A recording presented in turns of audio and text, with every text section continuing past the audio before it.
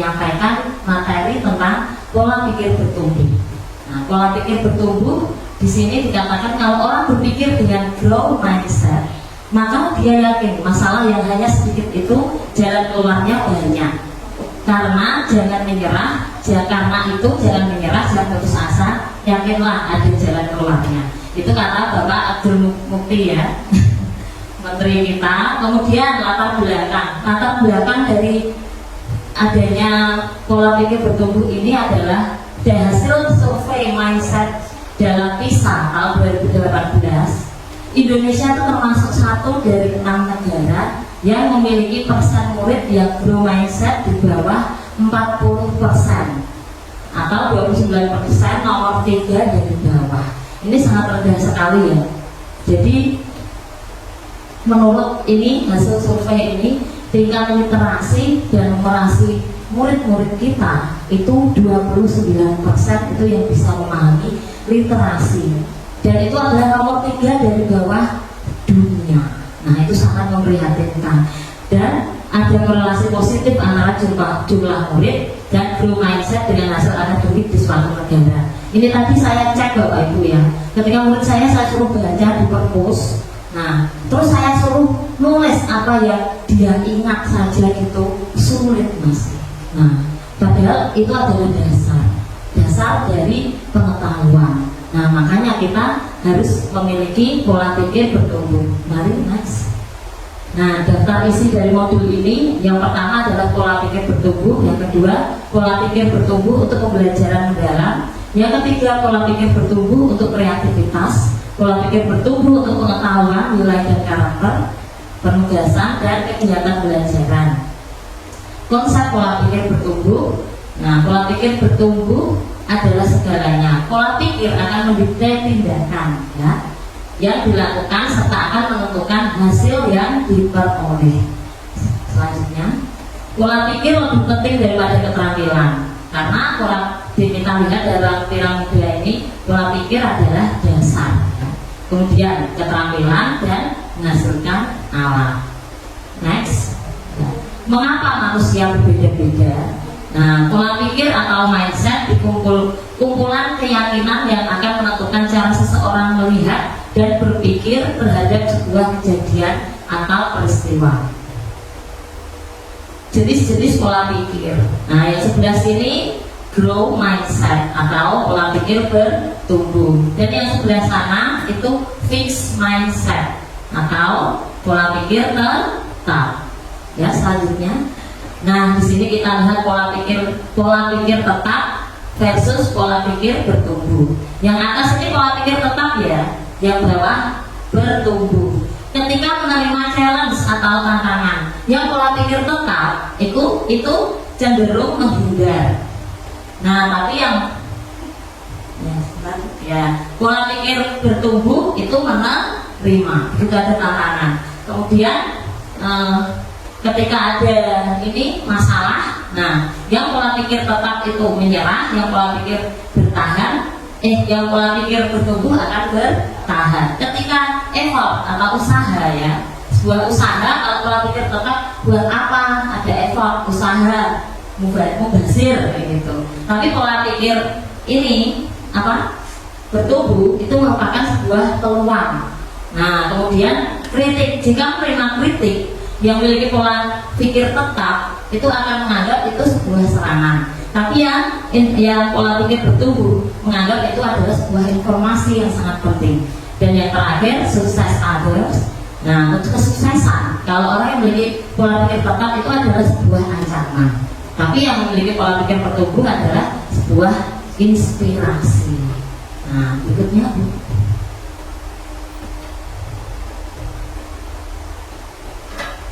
Nah, demikian dari pola pikir tetap atau pola pikir bertumbuh. Nah, selanjutnya, next. Nah, ini suara pola pikir tetap ada di sebelah sini ya, warna merah. Nah, biasanya begini, kalau saya gagal, berarti saya tidak mampu. Saya akan menolak saat menerima tugas yang belum pernah saya kerjakan, sebab resiko untuk gagal akan besar. Kesalahan menunjukkan kelemahan saya, sehingga harus dihindari demi menjaga nama baik. Saya hanya bagus dalam bidang tertentu saja dan tidak untuk bidang lainnya. Terus kecerdasan dan kemampuan adalah segalanya dan akan menjadi faktor yang menentukan sukses tidaknya. Itu menurut orang yang memiliki suara pola pikir tetap, tapi berbeda dengan orang yang memiliki suara pola pikir bertumbuh. Yang pertama, mereka akan seperti ini. Kalau saya gagal, berarti saya harus belajar lalu mencoba lagi, tidak takut gagal ya. Yang kedua, saya akan menerima pekerjaan yang belum pernah saya kerjakan, sebab ini adalah peluang untuk belajar dan mengembangkan potensi diri. Berikutnya, kesalahan merupakan sebuah proses belajar dan peluang untuk meningkatkan potensi diri. Kemudian saya bisa belajar apapun juga yang saya mau, termasuk hal-hal yang sangat sulit sekalipun.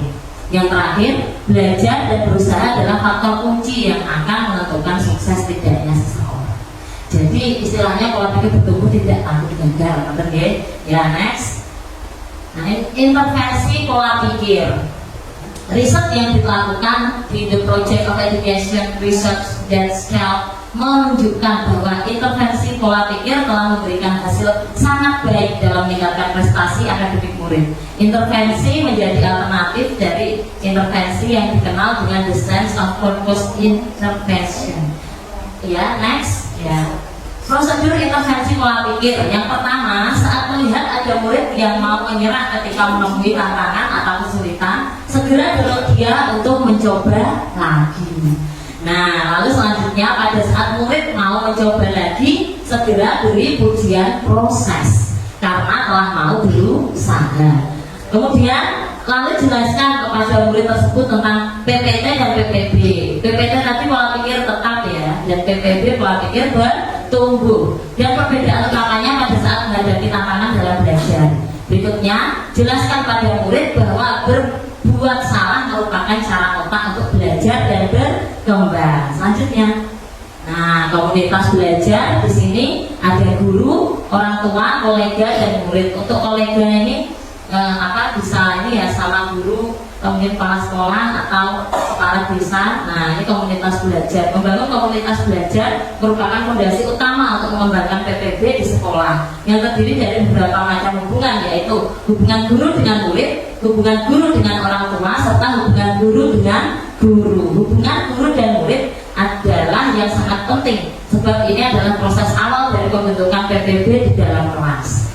Ya, next. Hubungan guru dan murid. Nah, murid mengetahui bahwa gurunya yakin kepada kemampuan muridnya dalam belajar. Murid menghormati dan menyukai gurunya. Nah, ini sudah semua ya, murid-murid kita sangat menyukai guru-gurunya ya.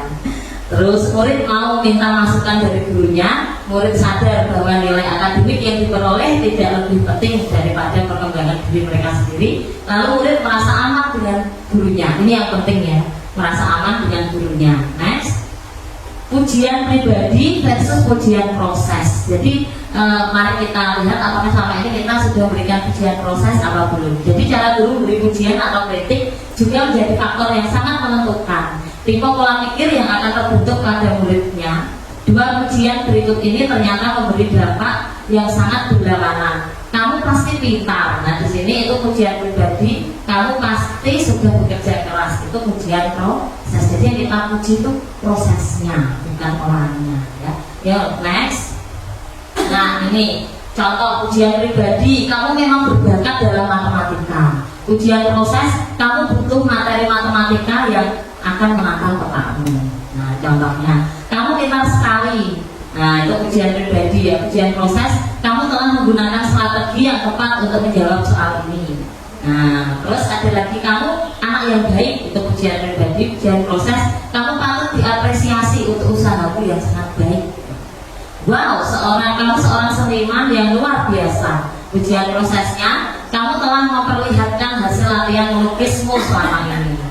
Terus pujian pribadi yang terakhir, kamu memang terlahir menjadi seorang penulis. Nah, pujian prosesnya, kamu mampu melatih kata-kata yang sangat baik dalam tulisanmu. Next. Nah, ini ada productive failure ya dari Pak Martapo. Next ya. The power of yeah. Bukan tadi orang India ya, betul. Nah, ini hanya apa? ya landasan teoritis next ya. Target of performa versus target pembelajaran. Nah, di dalam ruang kelas ada dua target. Yang pertama target performa untuk membuat seseorang terlihat pintar seperti mendapatkan nilai A untuk bahasa Inggris. Nah, itu nilai itu berarti masuk target performa. Terus target pembelajaran untuk membantu seseorang untuk belajar seperti mampu untuk berkomunikasi dalam bahasa Inggris ya. Nah, jadi target performa itu nilai, tapi target pembelajaran itu mampu. Nah, seperti itu. Next, dimensi deskripsi target performa, target pembelajaran. Nah, itu tugas ya. Jenis tugas yang diberikan kepada murid target performa itu tugas terlalu mudah dan kebanyakan butuh hafalan. Tapi kalau target pembelajaran, tugas bervariasi dari yang mudah hingga yang sulit dan menantang. Nah, untuk otoritasnya, peran murid dalam membuat sebuah keputusan. Guru memberikan petunjuk yang jelas untuk mengerjakan tugas, itu yang target performa. Yang target pembelajaran, guru hanya memberi petunjuk awal dan selanjutnya murid harus mencari cara untuk mengerjakan tugas. Nah, kemudian pengakuan yang diberikan target performa, murid dihargai dengan sudah mengerjakan dan mengumpulkan tugas. Tapi untuk target pembelajaran, murid dihargai karena sudah menunjukkan usaha dan strategi dalam mengerjakan tugas. Nah, untuk pengelompokan murid, target performa, murid dikelompokkan berdasarkan kemampuannya sehingga terjadi kompetisi yang keras. Itu target performa. Target pembelajarannya, murid dikelompokkan berdasarkan minat dan cara belajarnya sehingga mereka bisa berkolaborasi dengan baik. Di sini terlihat perbedaannya ya. Nah, yang target performa hanya kompetisi, yang target pembelajaran kolaborasi. Kemudian ada evaluasi, menilai proses dan hasil belajar.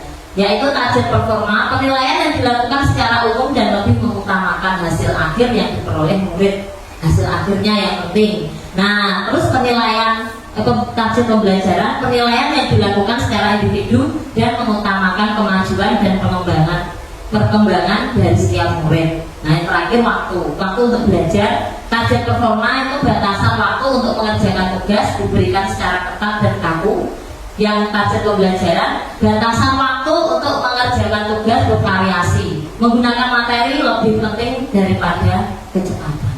Ya, penguasaan materi ya lebih penting daripada cepat menyelesaikan, seperti itu. Next. Nah, ini pembelajaran berbasis otak ya. Pola pikir bertumbuh memiliki fondasi ilmiah yang sangat kuat, yaitu neuroscience. Murid yang mengalami kesulitan dalam belajar tapi terus bertahan dan mencoba lagi, ternyata akan memicu aktivitas otak sehingga membuat proses belajar berjalan ya, berjalan dengan lebih baik dan efektif. Ya, next.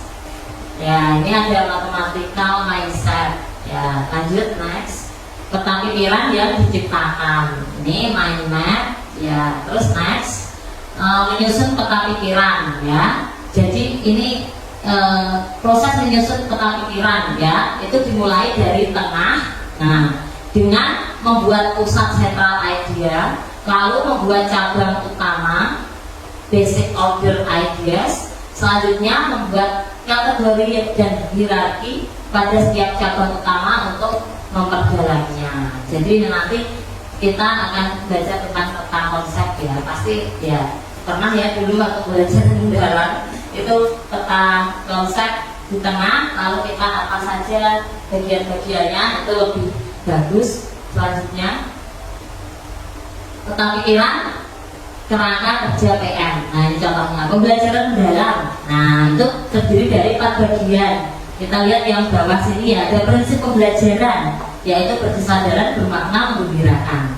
Sebelah sana yang bawah pengalaman belajar, ya, itu memahami, mengaplikasi dan merefleksi. Kemudian yang atas sebelah sini dimensi profil lulusan itu ada 8. Keyakinan dan ketakwaan, kewargaan, penalaran kritis, kreativitas, kolaborasi, independen atau kemandirian, kesehatan dan komunikasi.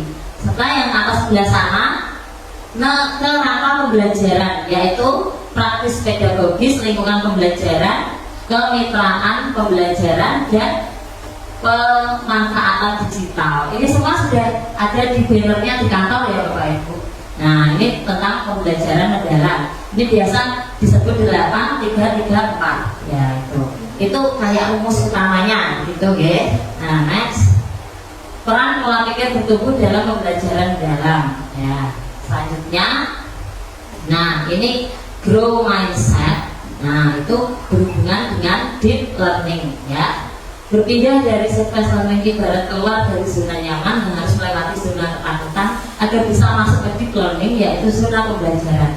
Oleh karena itu, growth mindset dibutuhkan agar bisa menghilangkan rasa takut untuk berhadapan dengan hambatan, tantangan, dan kesulitan. Next. Nah, ini seperti ini juga boleh. Ini seperti tadi sama belajar mendalam. Kemudian ini ada 8 profil lulusan. Kemudian ini ada ini prinsip pembelajaran. Yang ini pengalaman belajar. Yang ini kerangka pembelajaran. 8-3-3-4 ya. Next. Lanjut. Komponen karakter. Nah, ini yang pertama adalah moral. Kemudian penghayatan, aksi, dan pengetahuan.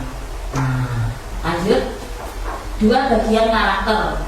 Licona dan Davidson membuat definisi baru dari karakter, yaitu karakter performa untuk meraih prestasi yang tinggi, karakter moral untuk berbuat baik dan benar. Nah, ini berikutnya next.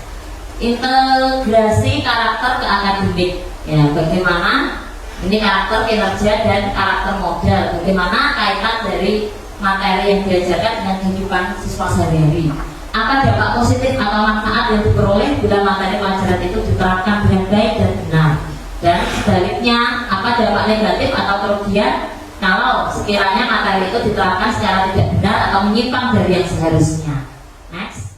Ini berikan satu contoh bagaimana pola pikir bertumbuh dan pola pikir tetap. Nah, misalnya ada satu masalah nih ya. Nah, terus pola pikir bertumbuh itu seperti apa? Contohnya pola pikir tetapnya seperti apa? Misal contoh misalnya ada siswa. Nah, siswa ini kok susah diatur. Nah, jadi siswa ini sangat susah diatur. Nah, nanti cara pola pikir tetapnya itu siswa ini itu diapakan. Nah, terus cara pikir bertumbuhnya siswa ini diapakan seperti itu. Bisa paham ya? Ya harus siswa mungkin kegiatan, ya mungkin mau ada perpisahan. Nah, ada uang tidak? Nah, kalau pola pikir tetap kan usah. Tapi pola pikir bertumbuh bagaimana berusaha supaya tetap ada. Nah, itu nanti diberikan contoh ya, waktunya 5 menit mulai dari sekarang. Ya, Orang pikir bertumbuh dan tetap ini ya. untuk guru ke anak atau kita kalian dari anak, kita cari solusinya atau bagaimana? Ya, terima kasih pertanyaan yang bagus. Jadi pola pikir bertumbuh yang di sini tuh untuk kita dulu sebagai guru ya. Nah, kita sebagai guru bagaimana menghadapi hal-hal seperti ini. Kalau kita sebagai guru malah memiliki pola pikir tepat, bisa apa yang harus dilakukan maksudnya? Tidak apa. Jadi kita bukan menempatkan pada diri kita, tapi kita mau karena kan kita tadi sudah belajar. Nah, kita tuh mau memecah. Kita mau memecah pola pikir kita. Ya. Jadi di sini kita tidak fokus pada diri kita. Kita mau memecah pikiran kita. Kita mau sebelah sini mau bertumbuh, sebelah sini tetap. Nah, jadi kita mau terima Pak. Ya ini mungkin terakhir berbeda gitu. Menurut saya kalau pola pikir tetap ini contohnya begini. Sampai saat ini yang saya temukan ini beberapa guru yang lain, apakah di SD berkelas atau di lain tempat juga sama. Banyak murid punya pola pikir yang beranggapan bahwa matematika itu pelajaran yang paling sulit. Betul Pak. Ya. Pola pikir tidak ada. Pola pikir bertumbuhnya bagaimana kita seorang guru untuk menciptakan pembelajaran yang betul-betul menyenangkan, sehingga apa yang menjadi tujuan kita dalam pembelajaran itu mesti di matematika, anak bisa lebih mencintai materi yang kita ajarkan. Luar biasa. Mari beri tepuk tangan untuk Pak Samadi yang telah memberikan contoh yang luar biasa ya tentang pelajaran matematika ya.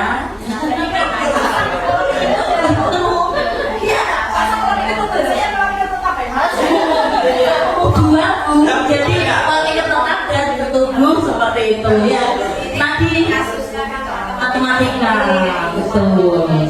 Iya, jadi Pak Sam tadi contohnya tuh pembelajaran matematika. Jadi ketika siswa yang berpikiran tentang bilang matematika itu sulit, mau tahu Pak matematika? Nggak mau saya. Tapi sebagai guru yang memiliki pola pikir bertumbuh ya. Nah, Pak kita ini tadi Pak Sam menyampaikan harus berusaha kreatif. Nah, supaya anak-anak ini bisa mengikuti pelajaran matematika dengan baik, tidak trauma dengan matematika. Apa ya Pak?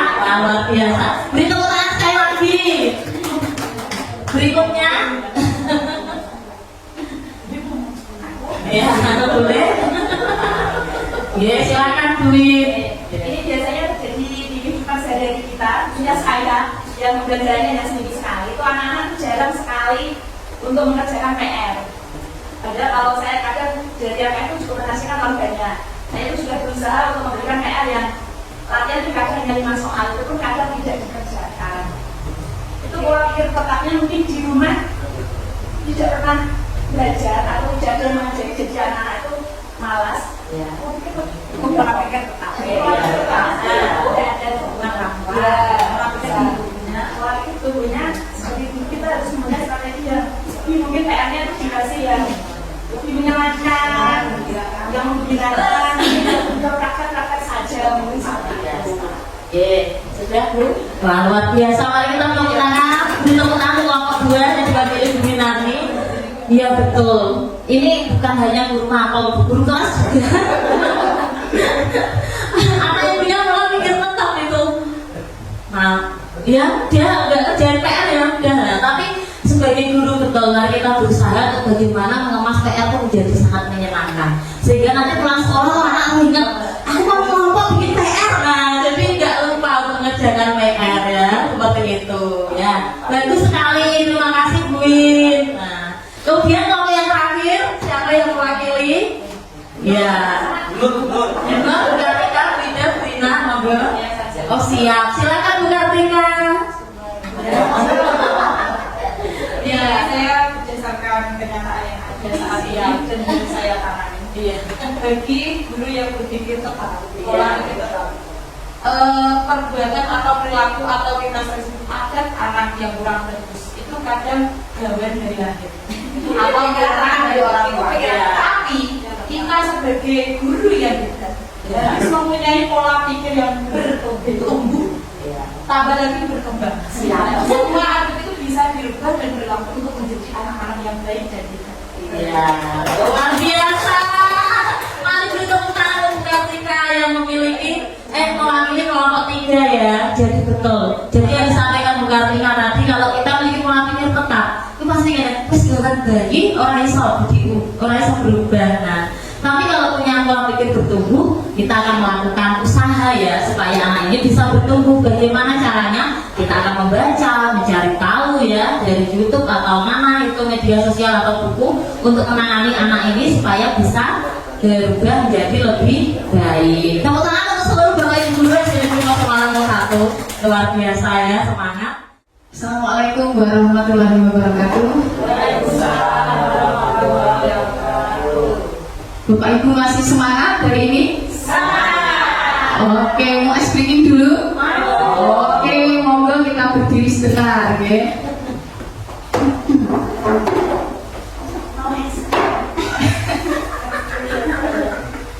Ya, nanti gerakan tangannya menjempol seperti ini. Ke kanan 2 kali. Kanan, kanan. Nah, tepuk tangan. Kiri. Ke kanan, ke kiri. Dadanya goyang, seperti itu, ya? Bisa, sebentar aja Pak. Ya, monggo. Yuk kita ulang lagi yuk. 1, 2, 3. Kanan. Kiri. Ke kanan, ke kiri. Badannya digoyang-goyang, ahai. Oke, terima kasih. Iya, oke. Untuk selanjutnya yaitu saya. Perkenalkan nama saya Bu Desi Anisuyatno, bisa dipanggil dengan Bu Desi.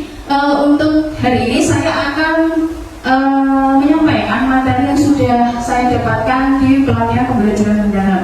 Ini saya menyampaikan materi di modul kedua.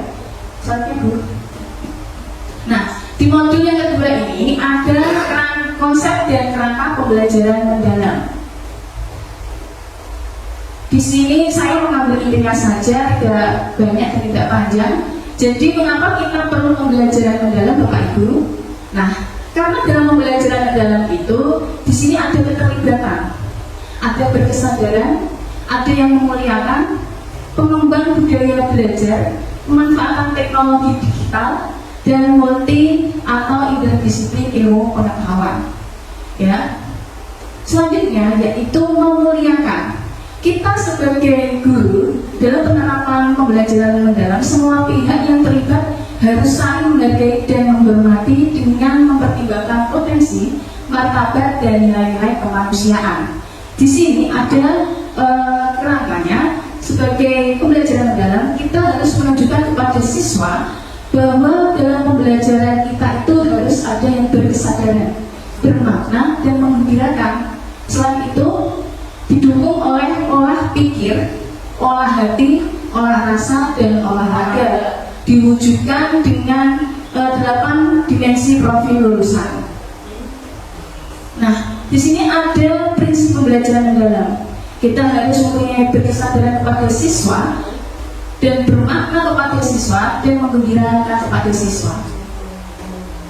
Nah, pembelajaran mendalam yang dimaksud dengan berkesadaran itu di mana pengalaman belajar peserta didik yang diperoleh ketika mereka memiliki kesadaran untuk menjadi pembelajar yang aktif dan mampu meregulasi diri.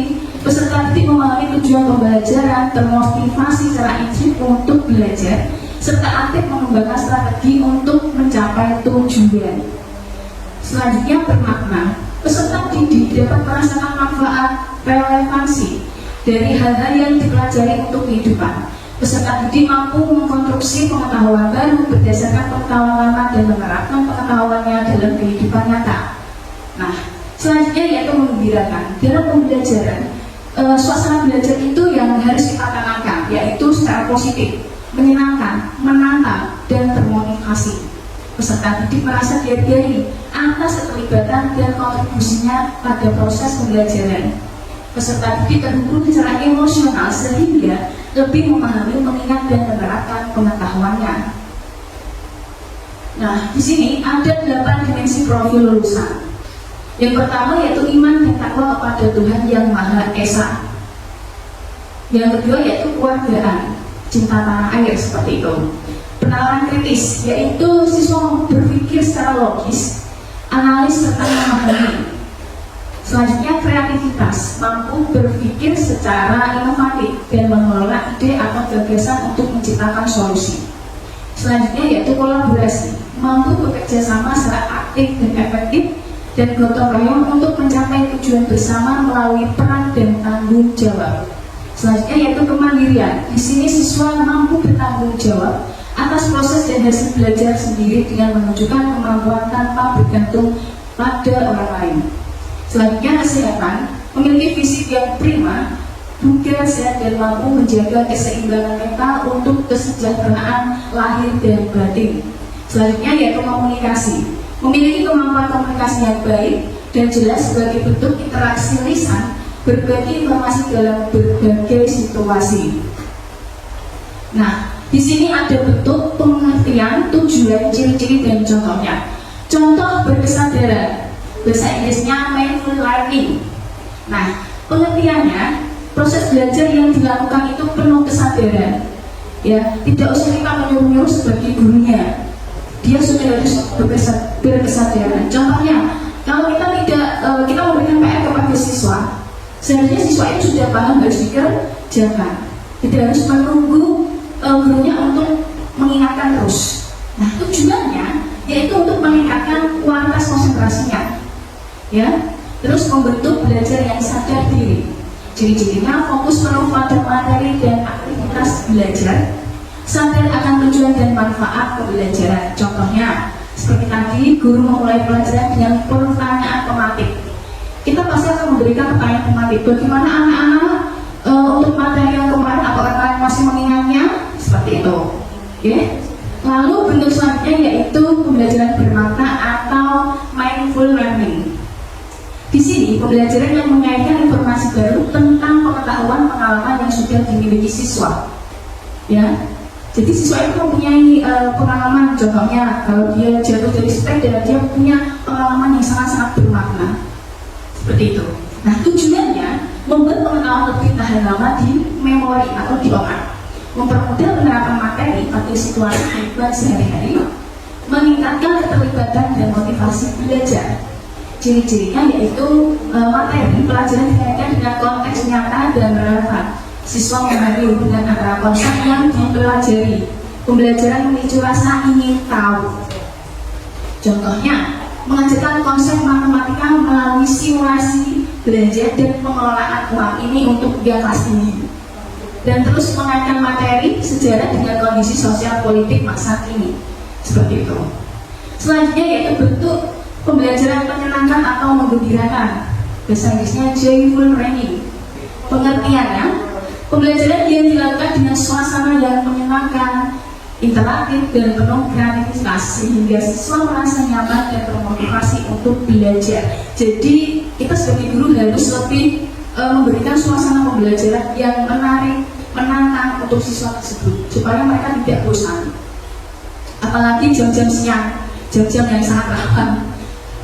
Terus untuk itu tujuannya sudah tadi mengurangi jenuh dalam belajar, meningkatkan partisipasi aktif siswa, membangun hubungan positif antara guru dan siswa. Ciri-cirinya suasana kelas positif dan inklusif, kegiatan belajar bervariatif dan interaktif.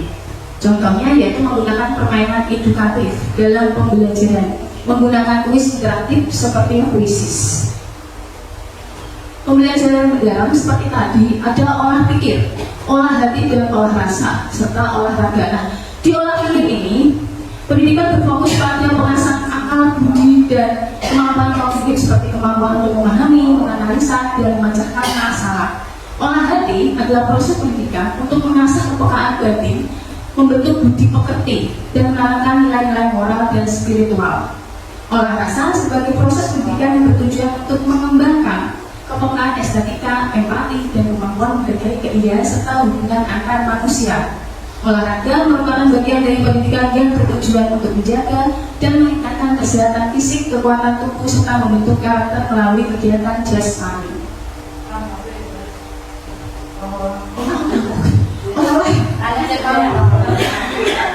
Nah, di sini ada struktur pembelajaran mendalam. Tadi sudah disampaikan di modul 1, ya.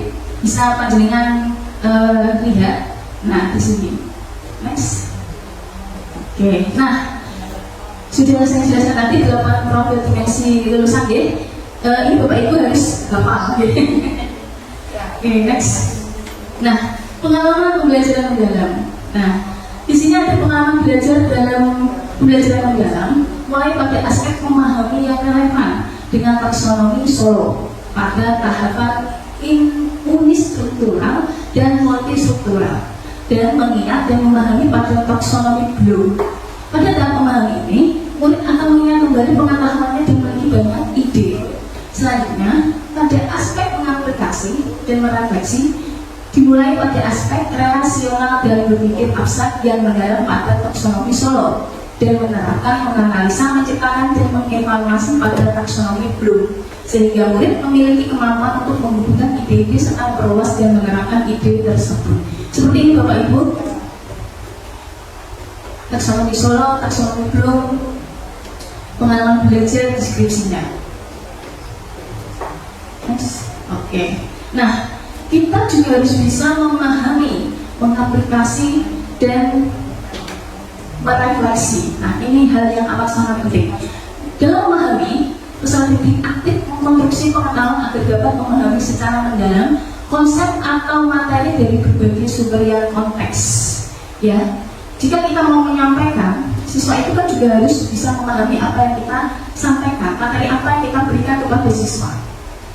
Terus yaitu mengaplikasikan.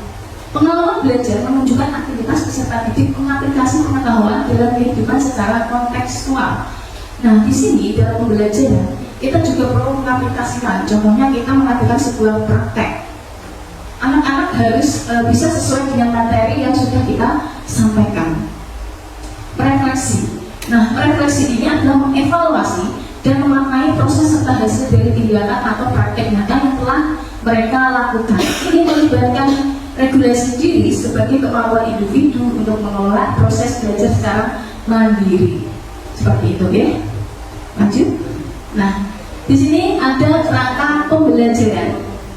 Nah, ada kerangka pembelajaran yang pertama yaitu praktek pedagogis, yang kedua kemitraan pembelajaran, yang ketiga lingkungan pembelajaran, dan yang keempat pemanfaatan digital. Nah, di dalam praktek pedagogis, strategi mengajar yang dipilih guru mencapai tujuan belajar dalam mencapai dimensi profil lulusan. Untuk mewujudkan pembelajaran mendalam, guru berfokus pada pengalaman belajar peserta didik yang otentik, mengutamakan praktek nyata, mendorong keterampilan berpikir tingkat tinggi dan berkolaborasi. Selanjutnya, 2. Kemitraan pembelajaran. Kemitraan pembelajaran membentuk hubungan yang dinamis antara guru dengan peserta didik, serta orang tua dan komunitas, serta mitra profesional. Di sini kita bisa menggunakan perangkat desa sebagai kemitraan pembelajaran kita, atau kita bisa berkolaborasi dengan petugas puskesmas seperti itu. Nah, selanjutnya yaitu 3. Lingkungan pembelajaran. Lingkungan pembelajaran menekankan integrasi antara ruang fisik, ruang virtual, dan budaya belajar untuk mendukung pembelajaran mendalam. Ruang fisik dan virtual dirangsang fleksibel sebagai tempat yang mendorong kolaborasi, refleksi, eksplorasi, dan berbagi ide, sehingga dapat mengkomunikasi berbagai gaya belajar peserta didik dengan optimal. Nah, ini sangat perlu lingkungan belajar, ya. 4. Pemanfaatan digital. Nah, untuk zaman sekarang itu kita sebagai guru juga harus memanfaatkan digital. Contohnya penggunaan LCD, penggunaan HP kepada siswa dan laptop, seperti itu. Nah, ini perannya sangat penting sebagai katalisator untuk menciptakan pembelajaran yang lebih interaktif, kolaboratif, dan kontekstual, seperti itu. Next. Nah, bentuknya dan contohnya seperti itu, ya.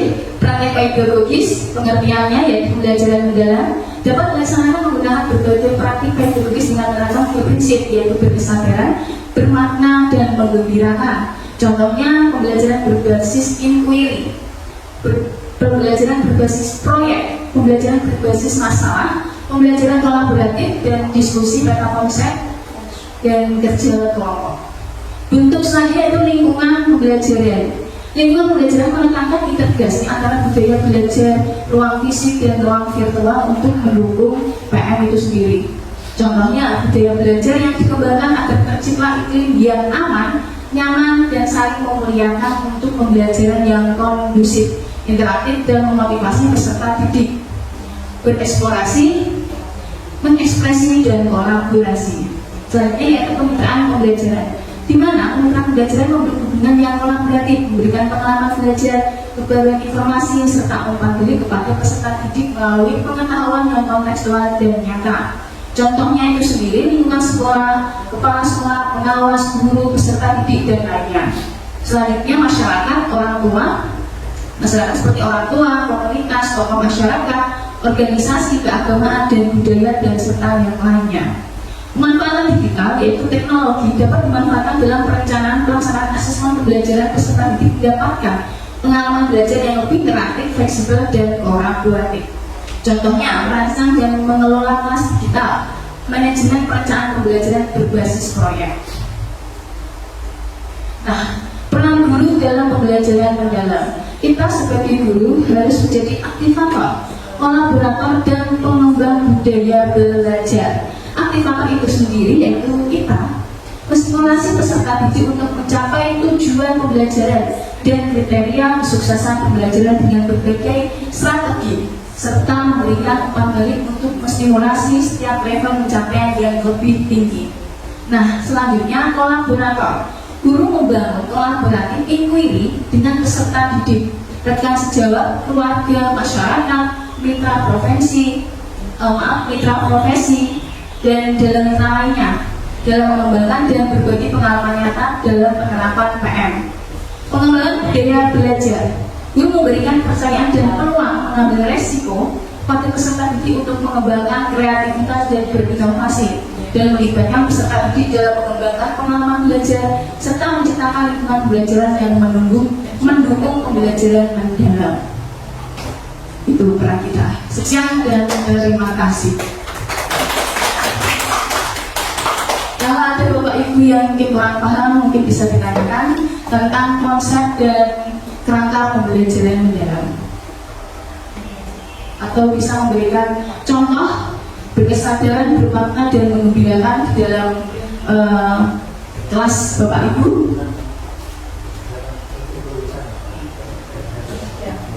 Mungkin bukan contoh, Solusi. solusi seperti itu mungkin Iya. contohnya kesan contoh berarti kalau yang belajar itu contohnya seperti apa.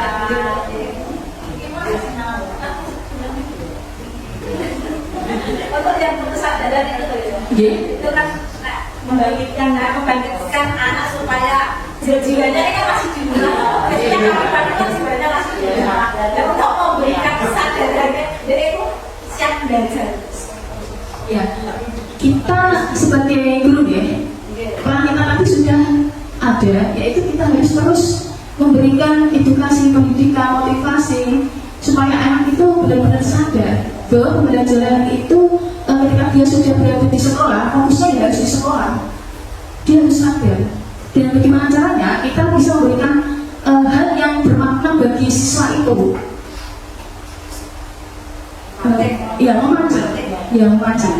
Maksudnya dalam tindakan nyata gitu, Desi. Oh ya. Masih teoritis sih. Iya. Dalam tindakan nyata gitu maksudnya. Iya. Ya kita harus sangat pelan-pelan. Dan lagi itu kan ada apa pemantik ya, pemantik itu mungkin tak yang jaga pemantik. Ada saja mungkin kita tidak langsung serta-merta. Dulu kan boleh kita belajar mungkin tidak gitu ya, mungkin kita bisa mungkin tanya jaga juga. Bagaimana kabarnya? Mungkin seperti abstrak itu. Iya. Tapi yang Menanyakan kabar.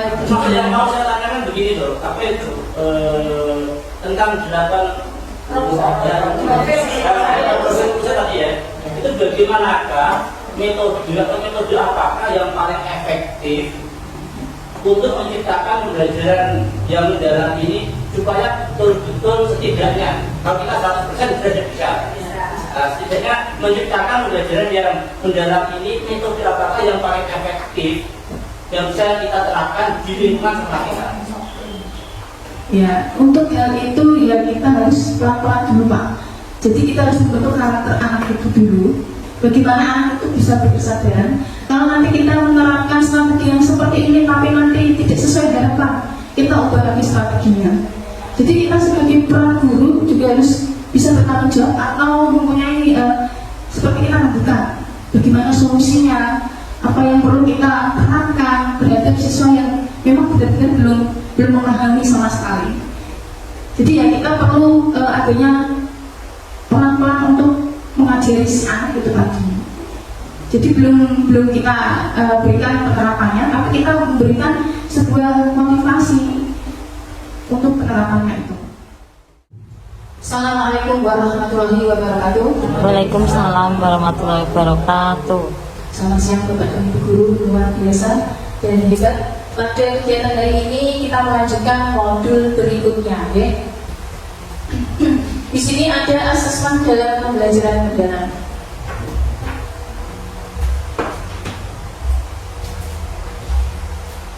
Nah, asesmen itu adalah sebuah penilaian di mana proses pengumpulan dan pengolahan informasi untuk mengetahui kebutuhan belajar dan capaian perkembangan atau hasil belajar murid.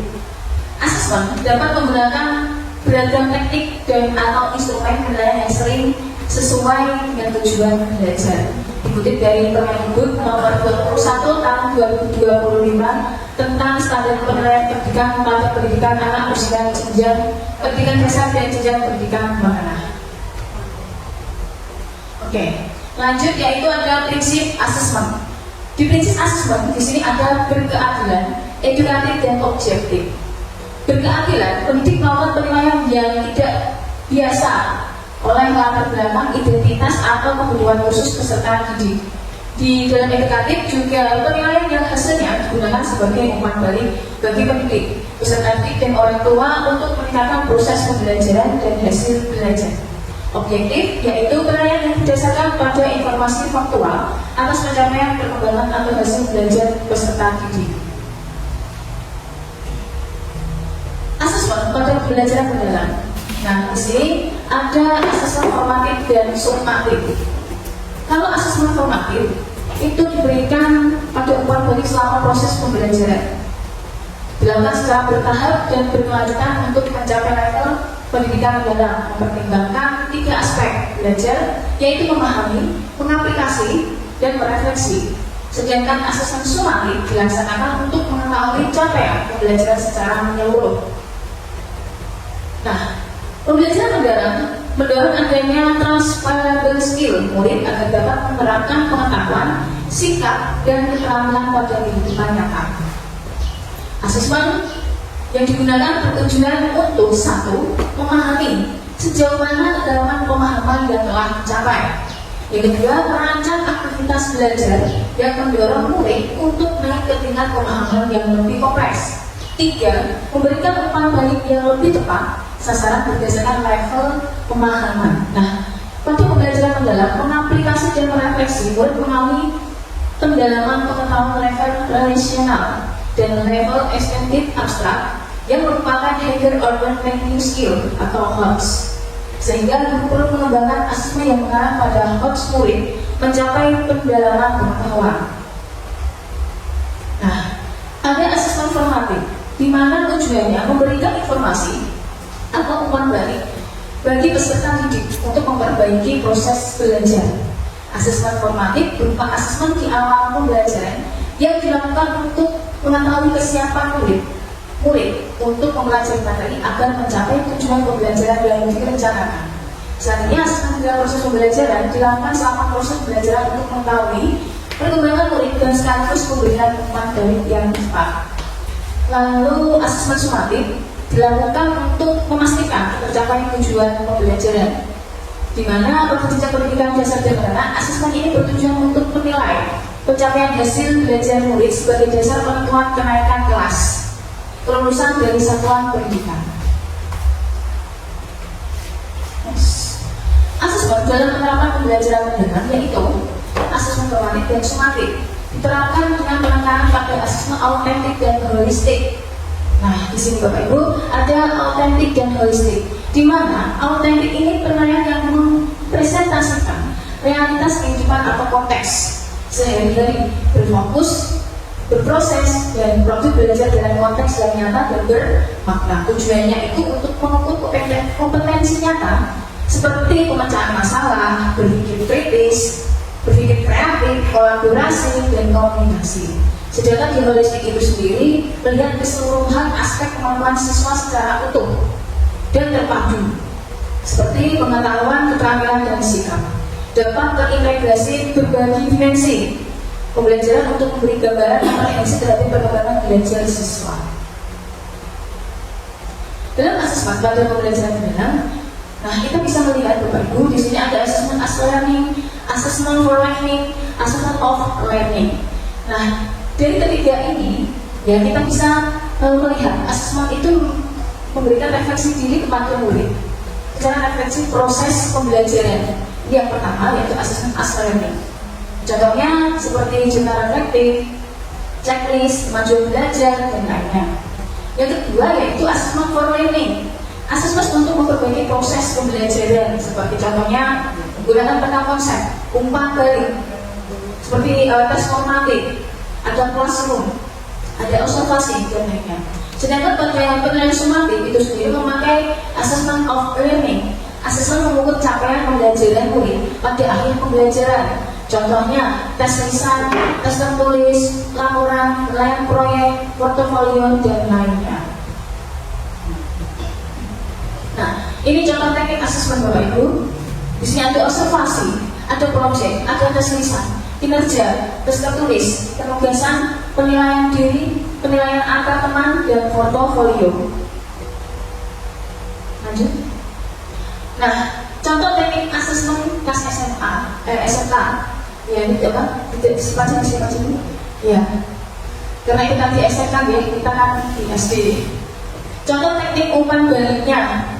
Nah, di situ ada klarifikasi, ada nilai, ada perhatian, ada saran dan apresiasi. Di mana klarifikasi yaitu mengajukan pertanyaan klarifikasi. Ya, sebuah pertanyaan pematik sebelum kita memulai pembelajaran. Setelah itu nanti ada nilai. Nilai diberikan komentar atas kekuatan yang terlihat. Seperti contohnya, hari ini kamu sangat baik dalam mengerjakan tugas, nilainya sangat memuaskan. Nah, seperti itu. Perhatian, memberikan komentar jika ada hal yang kurang sesuai, kurang lengkap dan menjadi perhatian kita. Saran yaitu memberikan saran untuk pengembangan. Jadi biar anak ini lebih berkembang, bisa berubah, ya kita memberikan saran dan kritik. Apresiasi itu adalah pujian atas usaha yang dilakukan siswa.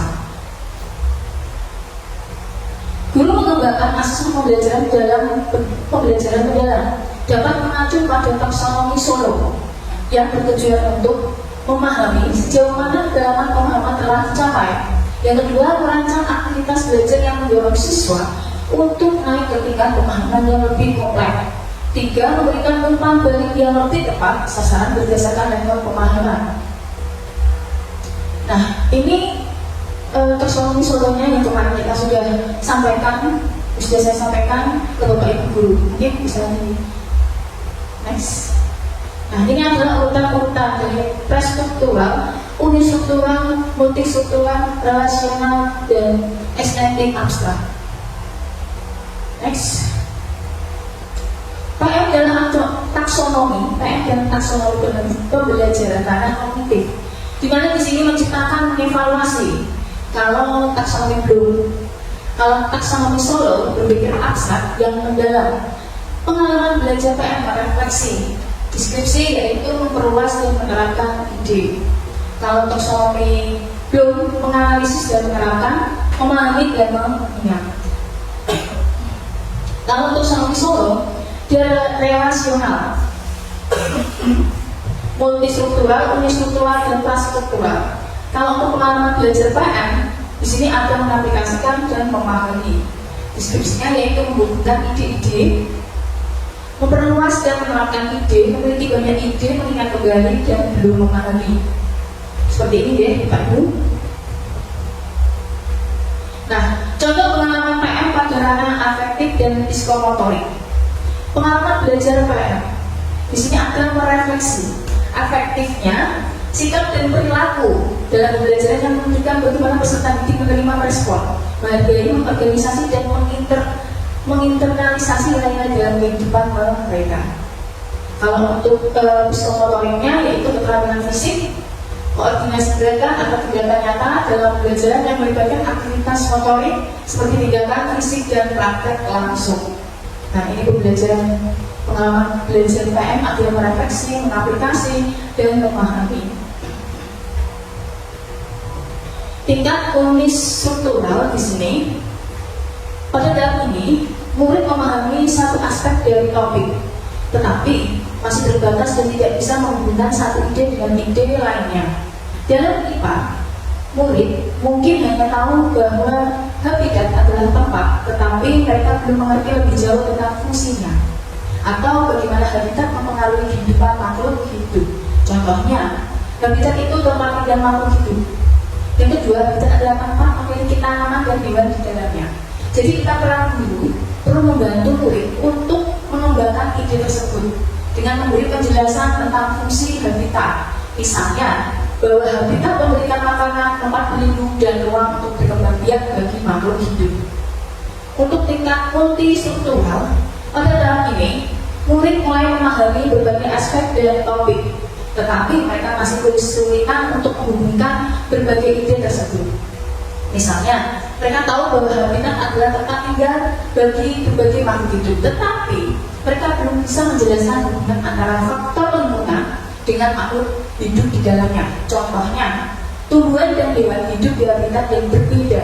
Setiap habitat memiliki makhluk hidup yang berbeda. Setiap habitat memiliki banyak tumbuhan dan hewan yang tinggal di dalamnya. Jadi kita guru yaitu mengajar murid membandingkan berbagai jenis habitat seperti hutan, laut, atau gunung, dan menjelaskan bagaimana masing-masing habitat memiliki karakteristik khusus yang mendukung kehidupan makhluk hidup yang ada di dalamnya. Nah, ini adalah tingkat relasionalnya dan tingkat abstrak yang diperluas. Jadi tingkat relasionalnya itu mulai menghubungkan berbagai aspek yang mereka pelajari, membentuk pemahaman yang lebih mendalam dan koheren tentang topik tersebut. Dalam IPA, murid bisa menjelaskan bagaimana berbagai faktor lingkungan yang kita berhubungan dengan kelangsungan hidup. Misalnya, mereka bisa menghubungkan suhu, kelembapan, dan sumber makanan dengan keberadaan makhluk hidup di dalam habitat tertentu. Contohnya seperti faktor lingkungan, suhu, kelembapan, dan makanan mempengaruhi apakah makhluk hidup dapat bertahan hidup di habitat tertentu. Misalnya, habitatnya di danau, bebek, dan angsa dapat bertahan hidup karena faktor lingkungan sangat mendukung kebutuhan mereka. Nah, peran guru di sini yaitu guru menghubungkan faktor-faktor lingkungan dengan kelangsungan hidup makhluk hidup dan memberikan contoh-contoh yang mendalam tentang bagaimana perubahan habitat dapat mempengaruhi organisme yang tinggal di sana. Nah, lalu tingkat abstraknya dapat diperluas, Bapak Ibu. Pada tingkat ini, murid tidak hanya memahami hubungan antara konsep-konsep tersebut, tetapi juga dapat berpikir lebih lanjut mengenai implikasi dari pengetahuan mereka.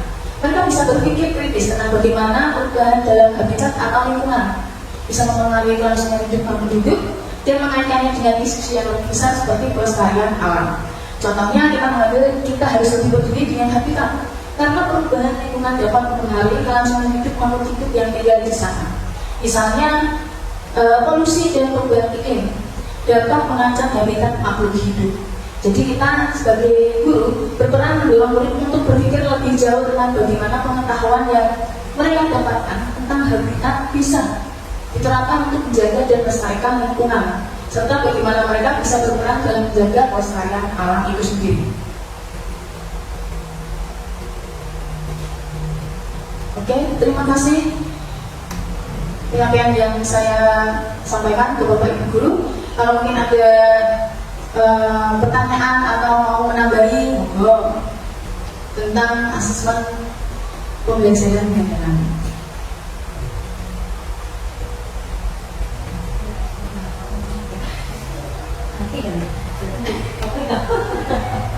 Jadi seperti ASTS kemarin itu kita masuknya pada tes formatif ya. Jadi asesmen ya itu lebih seperti learning, assessment for learning, nah itu, yeah. Nah, yeah.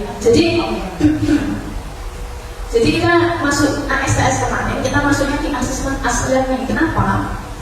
Karena kita baru melihat penilaian dari siswa untuk pertama kali. Nah, seperti ini. Jadi kita melihat kemajuan belajar siswa selama tidak setengah semester ya, setengah semesternya itu.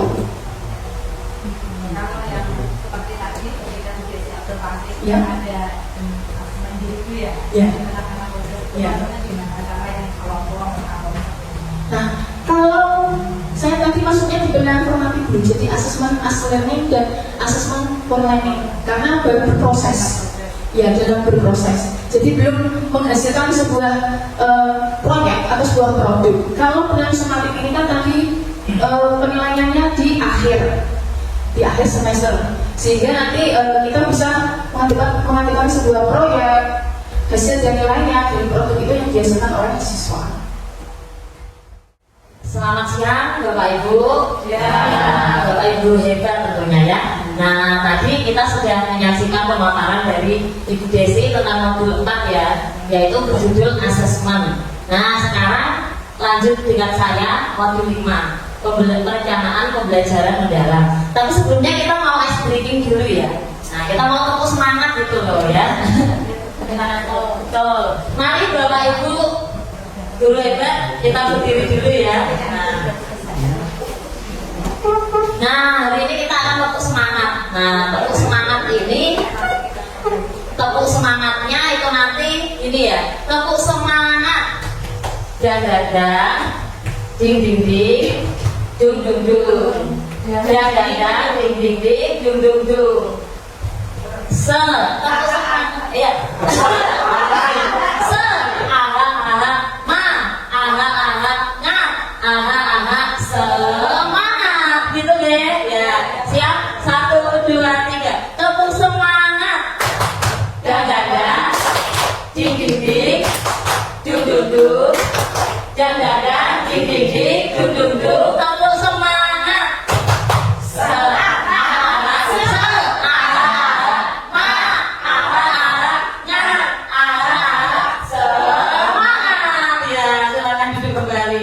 Pintar-pintar ini ya.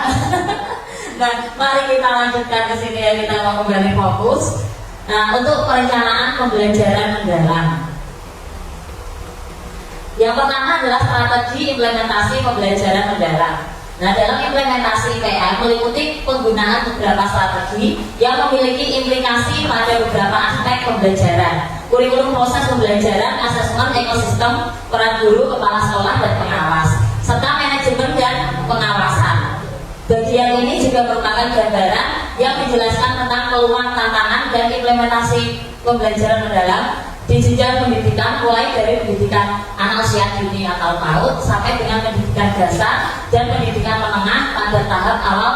Kemendikbudasmen menerapkan pembelajaran mendalam pada jenjang pendidikan dasar dan pendidikan menengah.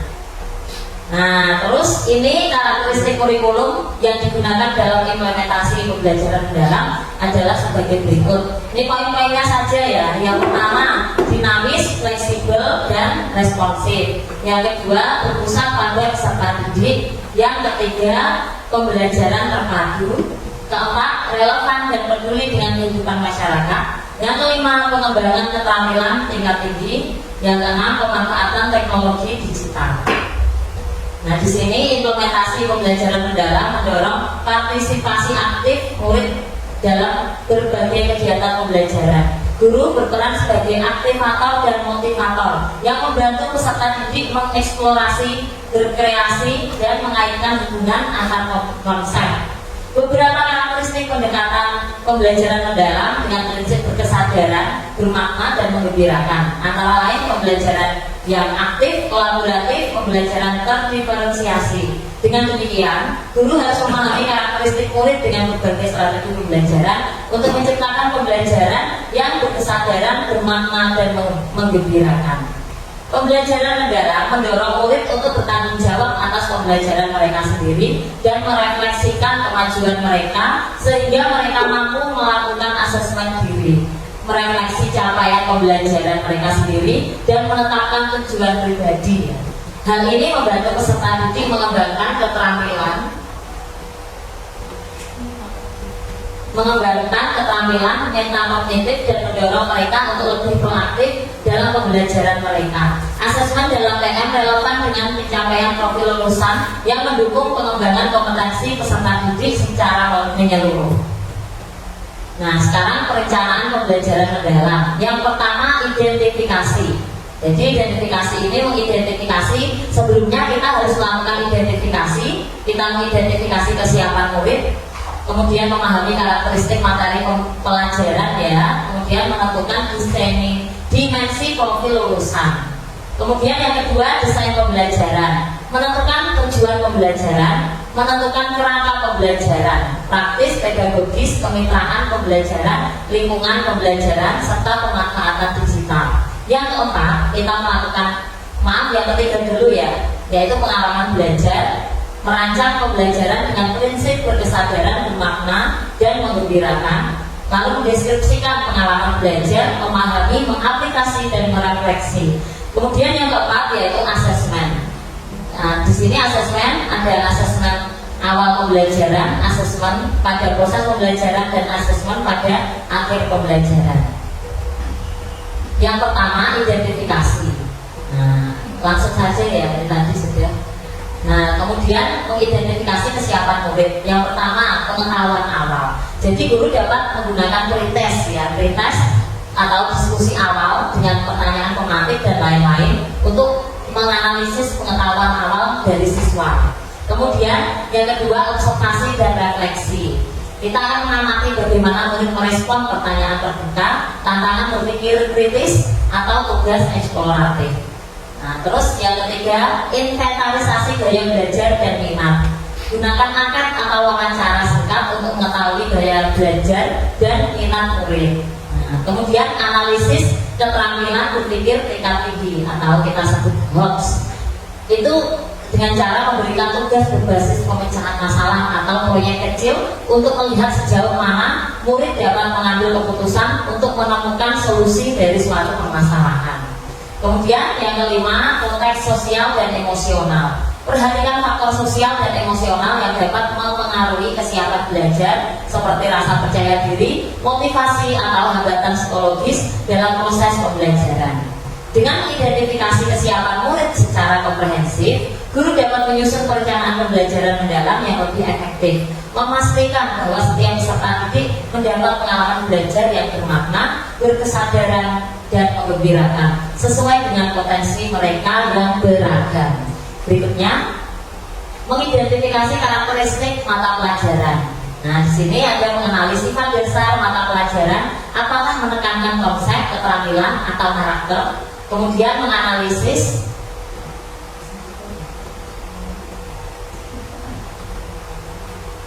yang kedua, menganalisis kompetensi atau pengetahuan esensial dan aplikatif. Memastikan bahwa tujuan pembelajaran mendorong eksplorasi konsep bukan sekedar hafalan.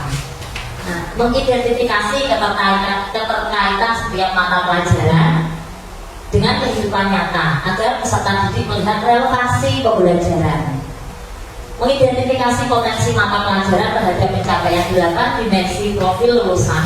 Memilih strategi pembelajaran yang mendorong murid merancang proyek, melakukan penelitian atau menyelesaikan tantangan berbasis data sesuai mata pelajaran. Ya, next. Nah, terus menentukan dimensi profil lulusan. Menentukan dimensi profil lulusan berdasarkan hasil identifikasi mata pelajaran. Menerapkan prinsip pembelajaran mendalam yaitu bermakna, berkesadaran, dan menggembirakan untuk mencapai dimensi profil lulusan. Pilih dimensi yang relevan dengan tujuan pembelajaran dan karakteristik mata pelajaran yang diajarkan. Ya, next. Nah, di sini kita bisa lihat 8 dimensi profil lulusan ya. Ini ada yang pertama, keimanan dan ketakwaan terhadap Tuhan Yang Maha Esa. Yang kedua, kewargaan. Yang ketiga, penalaran kritis. Yang keempat, kreativitas. Berikutnya, yang kelima, kolaborasi, kemandirian, kesehatan, dan komunikasi. Jadi ini tidak dimasukkan semua ya. Dipilih paling tidak 1 atau 2 atau 3 dalam setiap pembelajaran. Berikutnya, yang kedua yaitu desain pembelajaran. Nah, desain pembelajaran menentukan tujuan pembelajaran. Tujuan pembelajaran diturunkan dari capaian pembelajaran. Penulisan tujuan pembelajaran sebaiknya memuat 2 komponen utama, yaitu yang pertama, kompetensi kemampuan murid sebagai hasil dari proses pembelajaran. Tujuan disusun dengan menggunakan kata kerja operasional yang relevan ya. Nah, pertanyaan panduan yang dapat digunakan guru antara lain secara konkret, kemampuan apa yang perlu murid tunjukkan, lalu cara berpikir apa yang perlu murid tunjukkan. Itu. Kemudian konten pada lingkup materi berupa pengetahuan esensial dan pengetahuan aplikatif yang perlu dipahami pada akhir 1 unit pembelajaran.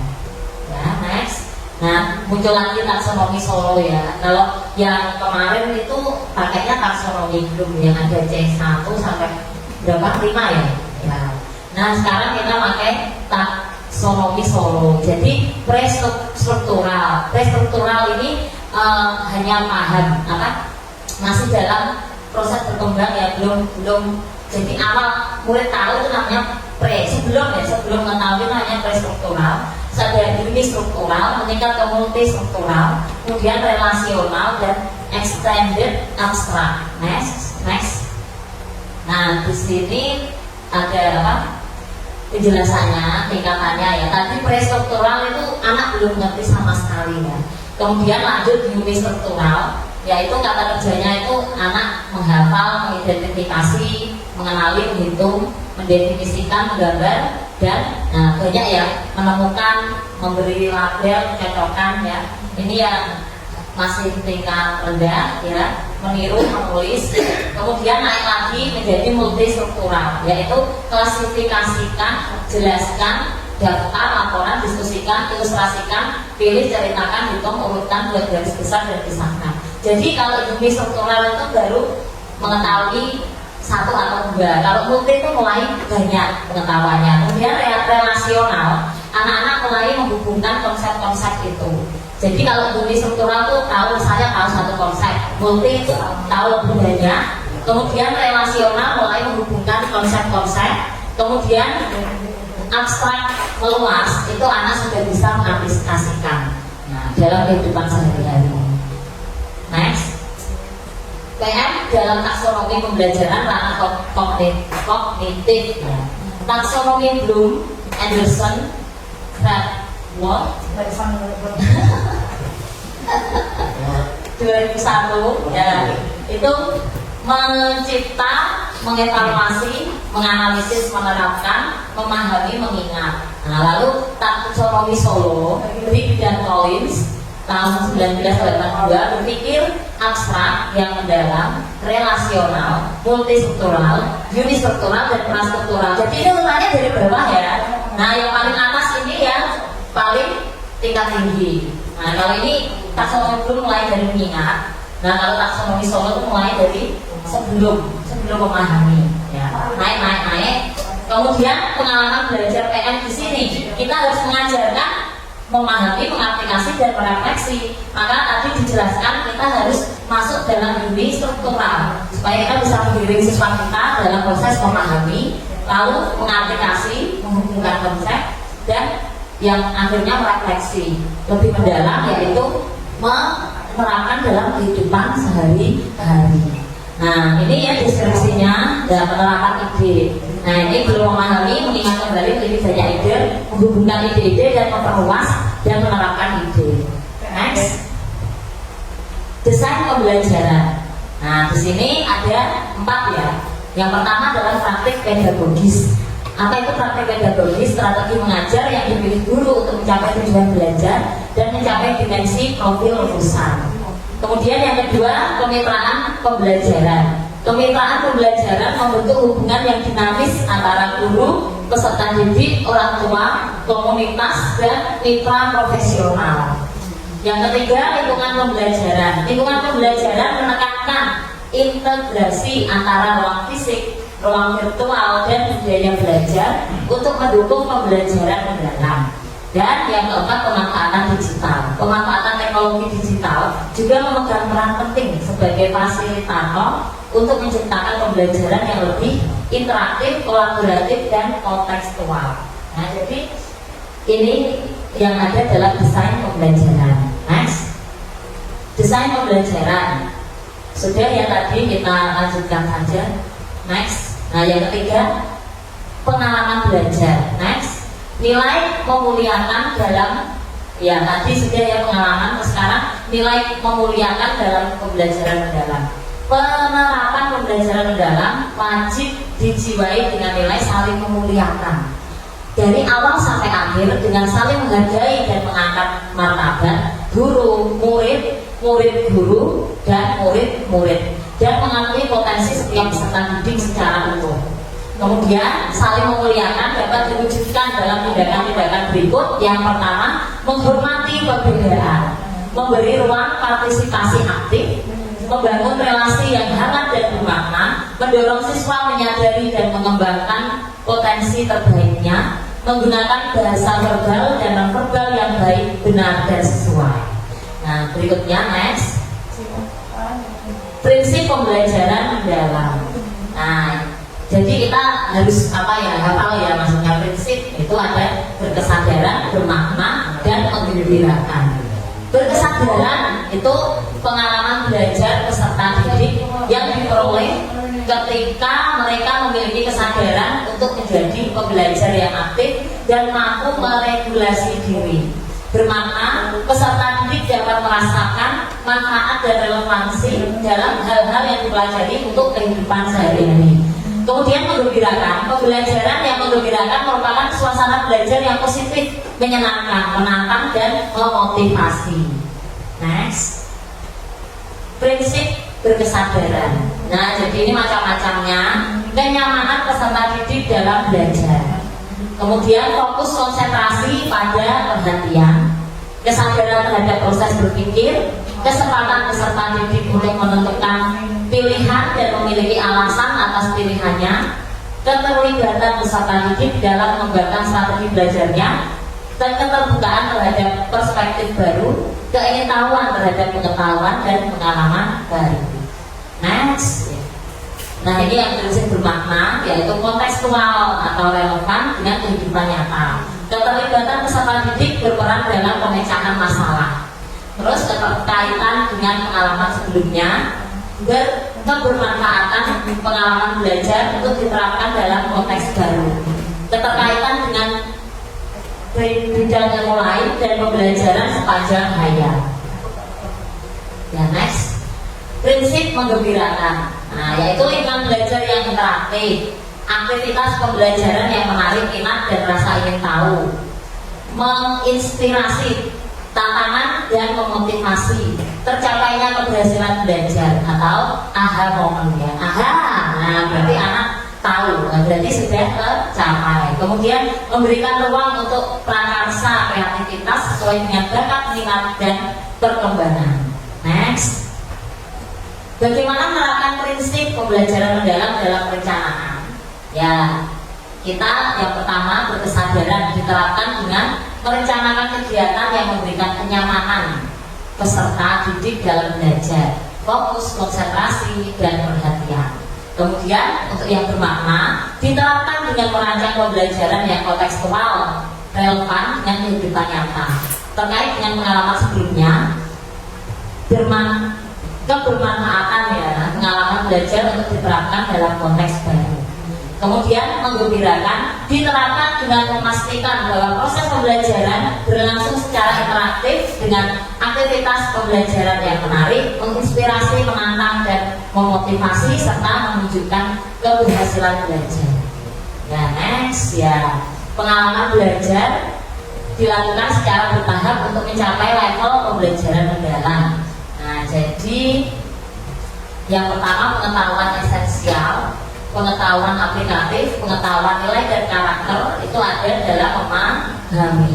Kemudian yang kedua, pendalaman pengetahuan itu ada dalam mengaplikasi, dan regulasi diri ada dalam refleksi. Ya, terima kasih. Next. Kemudian pengalaman belajar. Nah, memahami. Ya, itu mengkonstruksi pengetahuan agar dapat memahami secara mendalam konsep atau materi dari berbagai sumber dan konteks. Next. Kemudian mengaplikasi, itu mengaplikasi pengetahuan dalam kehidupan secara kontekstual. Next. Merefleksi, tahap refleksi melibatkan regulasi diri sebagai kemampuan individu untuk mengelola proses belajarnya secara mandiri. Nah, next. Yang keempat adalah assessment.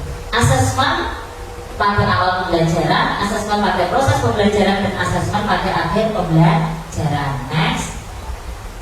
Nah, ini asesmen pada awal pembelajaran itu perlu direncanakan untuk mendapatkan bukti kesiapan belajar secara emosional dan mental, pengetahuan awal dan kebutuhan belajar murid, tuntutan capaian pembelajaran dalam kurikulum tingkat pemenuhan prasyarat dari CP. Jadi untuk awal ini mungkin contohnya kita bisa terapkan ya, bisa lewat pretest gitu. Tapi kalau setiap hari pretest kan ya bosan ya, bisa dikolaborasi mungkin dengan pertanyaan pematik ya, supaya ini kita ini siswa ini sudah siap belum. Nah, kita beri pertanyaan pematik. Atau kalau zaman saya dulu tuh begini, ada sebuah cerita narasi sebelumnya.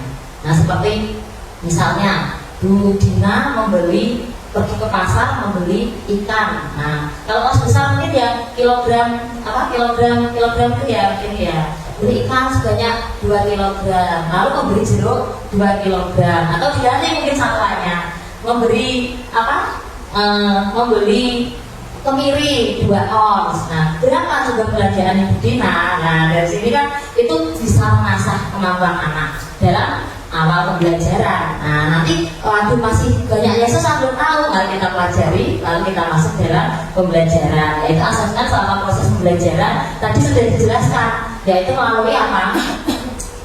Yang dalam proses itu mungkin nanti diberikan di tengah-tengah bisa diberikan soal lagi, tidak apa-apa, atau nanti setelah akhir pembelajaran anak-anak diarahkan membuat peta konsep.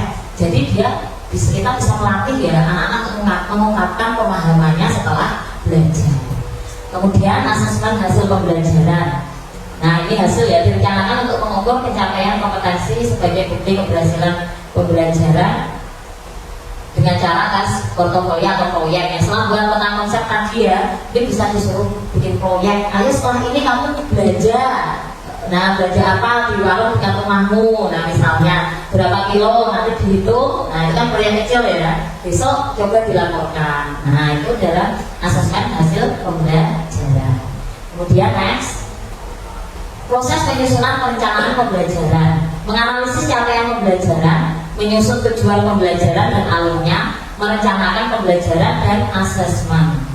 Kemudian berikutnya, nah ini ditayangkan komponen minimum perencanaan pembelajaran. Nah, jadi RPM rancangan pembelajaran mendalam ya, sekarang namanya RPM Bapak Ibu ya. Nah, jadi ganti nama. Jadi yang pertama itu identifikasi.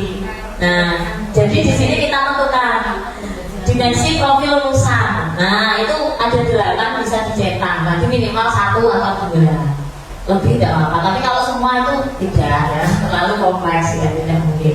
Kemudian ada desain pembelajaran yang terdiri dari tujuan pembelajaran. Jadi tadi sebelum kita mengajar itu tujuannya apa itu? Anak-anak diajari untuk kok biar tahu satuan kilogram, gram dan lainnya itu tujuannya untuk apa? Nah, kemudian praktik pedagogis, tuliskan model strategi ya, pedagogis seperti biasa ya, model pembelajaran, strategi pembelajarannya, terus untuk mencapai tujuan pembelajaran tersebut. Kemudian ada kemitraan pembelajaran. Misalnya saya ini mau pakai LCD tapi kok susah. Nah, nanti bisa kolaborasi mungkin dengan administrasi ya, guru muda mungkin nanti bisa membantu untuk mengoperasikan, atau mau mengetahui silsilah cerita asal usul desa Kosean, dan nanti bisa kolaborasi dengan orang tua ketua yang ada di Kosean. Atau kemarin tuh kelas 4 ada mata pelajaran ada materi itu tentang perbedaan kelurahan dan pedesaan. Nah, jadi nanti kita juga bisa misalnya balai desa seperti apa, mungkin dengan perangkat desa kita bisa kolaborasi untuk anak-anak mengunjungi ke balai desa itu ya. Nah, kemudian lingkungan belajar. Jadi tuliskan lingkungan pembelajaran yang ingin dikembangkan dalam budaya belajar. Jadi ruang fisik atau ruang virtual. Jadi ini fisik di kelas atau virtual, mungkin jangan dulu COVID ya, virtual lewat Zoom atau lewat ya WA, Google Meet gitu. Lalu pemanfaatan digital, yang tadi sudah disinggung ya tentang manfaatan digital. Nah, jadi nggak apa-apa kita misalnya sekali waktu seminggu sekali lah, nggak apa-apa kita pakai LCD atau video gitu. Nah, jadi nanti supaya anak-anak bisa merasakan pemanfaatan digital. Next, pengalaman belajar. Nah, ini masuk dalam langkah-langkah pembelajaran. Jadi langkah-langkah pembelajaran itu harus memenuhi unsur pengalaman belajar. Yang pertama, memahami, lalu mengaplikasi dan merefleksi. Dan yang terakhir adalah asesmen pembelajaran tadi, ada asesmen awal, asesmen saat pembelajaran berlangsung, dan saat akhir. Ya, next. Oh, sudah selesai, wah tidak terasa ya. Demikian presentasi ya, demikian diseminasi dari saya tentang modul 5, yaitu perencanaan pembelajaran. Selamat pagi Bapak Ibu Guru hebat. Apa kabar hari ini? Luar biasa, semangat ya. Nah, sebelum kita memulai diseminasi hari ini, mari kita ice breaking dahulu ya. Nah, mari Bapak Ibu Guru kita berdiri. Ya, kita akan tepuk apa ini? Tepuk cinta. Ya boleh tepuk cinta ya. Nah, biar semangat. Ya, kita mulai ya. 1, 2, 3. Tepuk cinta. Cinta kecil, cinta sedang, cinta besar, cinta PM. Ya, tepuk tangan. Luar biasa ya. Mulai mencintai PM. Nah, kalau kemarin kita ya silakan duduk kembali ya.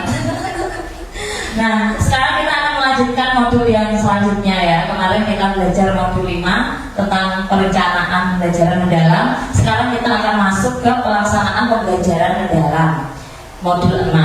Nah, pelaksanaan pembelajaran mendalam yang pertama, penyampaian materi sesuai tanggapan berpikir peserta didik untuk mendukung pencapaian kedalaman pemahaman konsep peserta didik. Model-model atau strategi pembelajaran yang ada dapat digunakan dengan prinsip pembelajaran berkesadaran, bermakna, dan menggembirakan. Kemudian penerapan pembelajaran bermakna dengan pemanfaatan lingkungan sekitar, seperti pemanfaatan lingkungan sekolah, lingkungan alam sekitar, lingkungan sosial, dan sebagainya. Kemudian prinsip yang keempat, prinsip pembelajaran berkesadaran, bermakna, dan menggembirakan dapat berada dalam beberapa kegiatan pembelajaran, tidak harus berurutan dan atau simultan. Kemudian yang kelima, pengalaman belajar, yaitu memahami, mengaplikasi, dan merefleksi dilaksanakan dengan langkah-langkah pembelajaran yang sesuai dengan konteks dan kondisi pembelajaran serta inovasi guru. Kemudian yang keenam, sintak atau langkah-langkah pembelajaran pada model-model atau strategi pembelajaran yang ada dapat diadaptasi sesuai pengalaman belajar, memahami, mengaplikasi, dan merefleksi. Yang ketujuh, pengalaman belajar, memahami, mengaplikasi, dan merefleksi dilakukan dalam beberapa langkah pembelajaran yang pelaksanaannya disesuaikan dengan konteks dan kondisi pembelajaran. Next, yang kedelapan, pengalaman belajar melalui olah pikir, olah hati, olah rasa, dan olahraga adalah pengembangan diri yang holistik dan integratif yang mencakup aspek intelektual, sosio-emosional, spiritual, dan fisik. Yang kesembilan, topik pembelajaran dikaitkan dengan lintas ilmu atau multi interdisiplin atau terkait dengan bidang ilmu atau mata pelajaran yang dipelajari peserta didik. Yang kesepuluh, penerapan pembelajaran mendalam disesuaikan dengan karakteristik masing-masing mata pelajaran. Yang ke-11, kemitraan yang melibatkan berbagai pihak baik lingkungan sekolah, luar sekolah, dan masyarakat untuk mendukung pembelajaran mendalam. Yang ke-12, lingkungan pembelajaran diciptakan merupakan integrasi ruang fisik, ruang virtual, dan budaya belajar untuk mendukung pembelajaran mendalam. Yang ke-13, pemanfaatan teknologi digital akan menguatkan pembelajaran mendalam pada perencanaan, pelaksanaan, dan asesmen pembelajaran. Asesmen yang ke-14, asesmen menggunakan asesmen as learning, asesmen for learning, dan asesmen of learning pada PM menekankan pentingnya umpan balik dan asesmen otentik. Ya, next.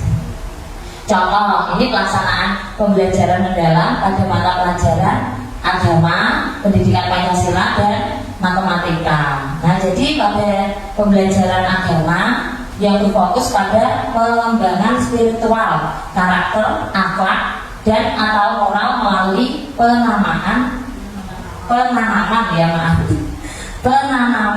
keyakinan dan nilai agama serta penerapannya dalam kehidupan sehari-hari. Contoh, experiential learning yang mengajarkan nilai-nilai agama melalui kehidupan sehari-hari. Nah, kemudian pendidikan Pancasila, pembelajaran yang membentuk peserta didik menjadi warga negara yang baik, bertanggung jawab, memiliki kesadaran terhadap hak serta kewajibannya dalam kehidupan berbangsa dan bernegara, dan mampu berpartisipasi dalam kehidupan masyarakat. Contoh, studi kasus yang memberikan peserta didik untuk menyelesaikan permasalahan pada isu sosial, politik, atau hukum dengan mencari solusi berdasarkan prinsip demokrasi dan Pancasila. Kemudian matematika, pembelajaran yang mengembangkan pola pikir logis, pemecahan masalah, dan keterampilan analitis dan komputatif ya. Contoh pembelajaran berbasis masalah yang memberikan peluang peserta didik untuk memecahkan masalah nyata seperti komposisi dan nilai kalori makanan bergizi dengan menggunakan konsep proporsi, presentase, dan pengukuran untuk makanan sehat dan bergizi. Next. Nah, ini ada contoh lagi. PM pada mata pelajaran bahasa, IPA, dan ilmu sosial. Nah, dalam bahasa, pembelajaran yang mengembangkan keterampilan komunikasi, pemahaman teks, berpikir kritis, ekspresi, dan gagasan, pemahaman budaya. Contohnya pembelajaran yang berbasis inquiry. Berbasis inquiry ini yang memberikan kesempatan peserta didik mengeksplorasi bahasa dengan mengumpulkan, mengolah, dan mengevaluasi informasi terkait permasalahan sosial di masyarakat untuk mendapatkan pengetahuan baru. Kemudian IPA, ini masih IPA ya, sekarang IPAS. Oh iya, IPAS ya digabung. Ini masih dipisah, yaitu pembelajaran yang fokus pada pemahaman tentang alam semesta, fenomena alam, dan prinsip ilmiah untuk mengembangkan pengetahuan keterampilan berpikir ilmiah, bekerja ilmiah, serta sikap peduli terhadap lingkungan. Contoh pembelajaran berbasis proyek. Jadi ini kalau IPA ini cocoknya sama proyek ya, dengan memberikan pengalaman kepada peserta didik untuk membuat proyek energi terbarukan atau mengatasi permasalahan lingkungan. Kemudian ilmu sosial, pembelajaran yang menekankan pada kehidupan sosial, interaksi manusia, dan dinamika masyarakat untuk membentuk wawasan kebangsaan serta keterampilan berpikir kritis. Contoh pembelajaran kontekstual dengan membandingkan nilai-nilai dan permasalahan pasar modern dan pasar tradisional pada sudut pandang sosial dan ekonomi dan memberikan solusi permasalahan tersebut. Next. Contoh pelaksanaan pembelajaran mendalam. Nah, keterkaitan pengalaman belajar, prinsip pembelajaran, dan adaptasi model pembelajaran inquiry. Memahami, berkesadaran, bermakna. Yang pertama itu orientasi. Guru memberikan stimulus untuk membangkitkan rasa ingin tahu peserta didik dan mulai mengidentifikasi topik yang akan dieksplorasi. Terus yang kedua, merumuskan masalah. Peserta didik mengidentifikasi dan merumuskan pertanyaan yang akan dijawab, dan dalam proses inquiry dan guru membimbing peserta didik untuk menyusun hipotesis atau dugaan awal. Nah, itu yang memahami lalu mengaplikasi ya antara bermakna dan menggunakan.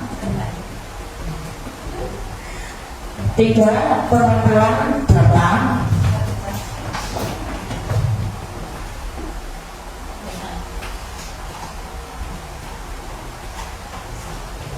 Terima kasih Bu. Yang ketiga, pengumpulan data ya. Itu peserta didik mengumpulkan informasi dari berbagai sumber seperti eksperimen, observasi, wawancara, atau literatur, dan mencari pola atau hubungan antar konsep. Kemudian pengolahan dan analisis data. Peserta didik mengorganisasi ya, dan menafsirkan data yang telah dikumpulkan menggunakan berbagai teknik analisis seperti diskusi kelompok, pemetaan konsep, atau pembuatan grafik. Ya, next. Nah, contoh pelaksanaan belajar mendalam yang mengaplikasi itu bisa bermakna dan menggembirakan juga. Di sini masuk yaitu mengaplikasi ini menarik kesimpulan ya. Peserta didik menyusun kesimpulan berdasarkan bukti dan hasil analisis serta menjelaskan temuan dan menghubungkannya dengan konsep atau teori yang relevan. Kemudian yang keenam, komunikasi. Peserta didik menyampaikan hasil temuannya melalui presentasi, laporan tertulis, atau diskusi kelas. Yang terakhir, refleksi. Di sini berkesadaran dan bermakna. Nah, dalam refleksi ini melakukan refleksi ya terhadap proses pembelajaran. Apa yang telah dipelajari, kesulitan yang dihadapi, dan bagaimana meningkatkan pemahaman lebih lanjut. Kemudian yang kedelapan, aplikasi dan tindak lanjut. Peserta didik menerapkan hasil pembelajaran dalam konteks nyata atau proyek lanjutan dan mendorong eksplorasi lebih lanjut, memperdalam pemahaman konsep. Next. Nah, itu contoh pembelajaran mendalam. Yang pertama, identifikasi peserta didik. Lalu yang kedua, identifikasi materi pelajaran. Yang ketiga, dimensi profil lulusan. Nah, di sini dipilih 4 ya, yang dicetak 4. Kemudian capaian pembelajaran dan topik pembelajaran. Kemudian tujuan pembelajaran, praktik pedagogis, mitra pembelajaran, lingkungan pembelajaran, dan pemanfaatan digital. Next. Contoh pembelajaran mendalam. Nah, ini langkah-langkah pembelajarannya ya. Ini kegiatan awal. Ini masuk berkesadaran bermakna. Yang pertama seperti biasa ya, ini guru membuka pelajaran dengan salam, doa bersama, dan sapaan ramah untuk menciptakan suasana positif. Yang kedua, guru menerapkan teknik permainan pemusatan konsentrasi. Bisa tadi dengan tepuk-tepuk itu ya, atau yang lainnya mungkin games bisa. Kemudian guru memulai dengan video singkat perbedaan kondisi sungai yang bersih dan tercemar. Kemudian yang keempat, guru memberikan pertanyaan tematik bagaimana kondisi makhluk hidup pada kedua sungai tersebut untuk menstimulasi empati peserta didik. Kemudian yang kelima, peserta didik melakukan literasi melalui bahan bacaan pada website tentang Sungai Ciliwung yang tercemar. Nah itu kan di Jakarta ya, Sungai Ciliwung. Kalau kita Sungai Juwana dekat ya. Iya, belakang desa Sungai Juwana. Kemudian yang keenam, guru tanya jawab dengan peserta didik mengenai bahan bacaan untuk menumbuhkan kesadaran pencemaran sungai akibat sampah sehingga berdampak pada kondisi makhluk hidup di sungai. Apa penyebab terjadinya pencemaran sungai? Nah, terus apakah sungai yang tercemar mempengaruhi kondisi makhluk hidup di sana? Kemudian yang ketujuh, memantapkan tujuan pembelajaran yang dicapai dan menghubungkan dengan peran peserta didik. Jadi apa yang bisa kita lakukan untuk melestarikan sungai kita? Gitu. Next. Nah, ini masih langkah-langkah tadi kegiatan awal, kegiatan intinya yaitu bermakna dan menggembirakan ya. Yang pertama dalam kegiatan inti ini memahami ya. Kemudian berdiskusi, membaca artikel, eksplorasi sumber informasi pada buku. Nah, ini ada pertanyaan-pertanyaannya. Kemudian yang kedua, ini pertanyaannya 5B 1H ya. Nah, untuk lebih menggali pengetahuan dari siswa. Kemudian yang kedua, membuat peta konsep dengan ekosistem keanekaragaman hayati dan kelangsungan ekosistem sungai. Itu yang tahap memahami. Kemudian tahap mengaplikasi, peserta didik melakukan kunjungan lapangan. Nah ini seru ya, kunjungan lapangan ke sungai ya. Kemudian yang kedua, peserta didik melakukan interview kepada masyarakat di sekitar sungai. Lalu peserta didik menyimak penjelasan dari komunitas peduli sungai. Kemudian guru dan narasumber menumbuhkan kesadaran kepada peserta didik tercemarnya sungai akibat sampah yang tidak dikelola dengan baik. Lalu peserta didik berdiskusi dengan teman melalui Zoom atau guru pendamping untuk merancang proyek pengelolaan sampah. Kemudian yang terakhir, peserta didik mengembangkan proyek pengelolaan sampah di sekolah. Contohnya membuat tempat sampah berdasarkan jenisnya ya, terus ekobrik ya, 3R, bank sampah dan sebagainya. Dilakukan diferensiasi produk atau ide. Next. Ini masih pembelajaran inti bermakna dan menggembirakan dalam tahap merefleksi ya. Merefleksi yang pertama, peserta didik melakukan uji coba proyek dan atau mempresentasikan hasil proyek. Peserta didik mendapatkan umpan balik dari teman guru dan salah satu narasumber dari komunitas peduli Ciliwung dan mengelola bank sampah. Kemudian peserta didik membuat jurnal refleksi individu terhadap proyek yang telah dilakukan. Kemudian peserta didik melakukan evaluasi diri terhadap pencapaian tujuan pembelajaran dan peserta didik menemukan solusi dan atau peran lanjutan mereka setelah belajar. Nah, jadi dalam proses refleksi ini mulai membuat ini ya menguji coba proyek seperti itu, seperti yang langkah-langkah ini. Kemudian yang terakhir penutup berkesadaran, yaitu guru dan peserta didik menyimpulkan pembelajaran.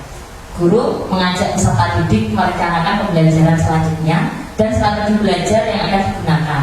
Contoh topik yang akan dipelajari mitra, yang akan diundang eksperimen yang akan dilakukan, sumber atau media pembelajaran yang digunakan. Yang terakhir, guru memuliakan peserta didik dengan menghargai pencapaian proyeknya. Jadi ini sangat penting kita memuliakan siswa dengan cara memberikan umpan balik ya. Nah itu berupa nilai atau berupa penghargaan apa itu agar mereka senang ya atas hasil yang dicapai. Lalu next, ini contoh pembelajaran mendalam, asesmen pembelajaran, asesmen pada awal pembelajaran, ini ya kuis singkat, asesmen pada proses belajaran tentang konsep presentasi dan asesmen proyek pengelolaan sampah. Kemudian asesmen akhir pembelajaran jurnal reflektif dan fast tertulis. Ya, next. Contoh implementasi dalam pembelajaran mendalam pada PAUD. Nah, ini PAUD itu pendekatan pembelajaran mendalam pada pendidikan anak usia dini ya, memberikan pengalaman belajar yang bermakna, eksploratif dan berbasis interaksi aktif yang menghargai ide dan imajinasi alami anak. Next. Ya, ini yang SD. Pendekatan PM SDMI dapat mengembangkan pemahaman konsep secara peserta didik secara kritis ya, kreatif, analitis dan aplikatif serta menyelesaikan permasalahan. Nah, seperti ini. Next. Ya, ini pada SMP ya, kita next aja. Terus SMA next, SMK next. Nah, ini contoh yang apa ya? APK next aja. Nah, ini prinsip asesmen pembelajaran mendalam. Pembelajaran menekankan pentingnya umpan balik dan asesmen autentik yang mencakup 3 fungsi asesmen sebagai berikut. Yang pertama, asesmen sebagai pembelajaran atau asesmen as learning. Asesmen untuk refleksi proses pembelajaran dan refleksi diri peserta didik. Nah, ini yang S ini contohnya as learning ini jurnal reflektif, self assessment, peer assessment, checklist, kemajuan belajar dan lainnya. Kemudian asesmen untuk pembelajaran atau asesmen for learning. Asesmen untuk perbaikan proses pembelajaran berfungsi sebagai umpan balik, membantu peserta didik memahami progres belajar mereka serta merefleksi guru mengajar. Contoh bukan konsep, umpan balik formatif, observasi, pertanyaan diagnostik dan lainnya. Yang terakhir, asesmen dalam pembelajaran atau assessment of learning. Asesmen untuk mengukur capaian pembelajaran peserta didik pada akhir pembelajaran. Contoh, tes lisan, tes tertulis, laporan penilaian proyek, portofolio dan lainnya. Nah, next. Ya, penutup. Nah, ini yang terakhir, pembelajaran mendalam menuju pendidikan bermutu untuk semua, memuliakan setiap individu. Nah, kemudian transformasi pembelajaran, pendekatan holistik melalui olah pikir, olah hati, olah rasa, dan olahraga, kolaborasi ekosistem pendidikan, pendidikan masa depan. Next. Ya, itu tadi. Lalu tim, oh sudah ya. Ya, terima kasih. Akhirnya selesai ya. Mungkin ada pertanyaan atau tambahan atau apa yang perlu didiskusikan sebentar Bapak Ibu mengenai pelaksanaan pembelajaran mendalam. Ada? Mungkin perlu diskusi pemberatan RDM itu. Oh iya. Sama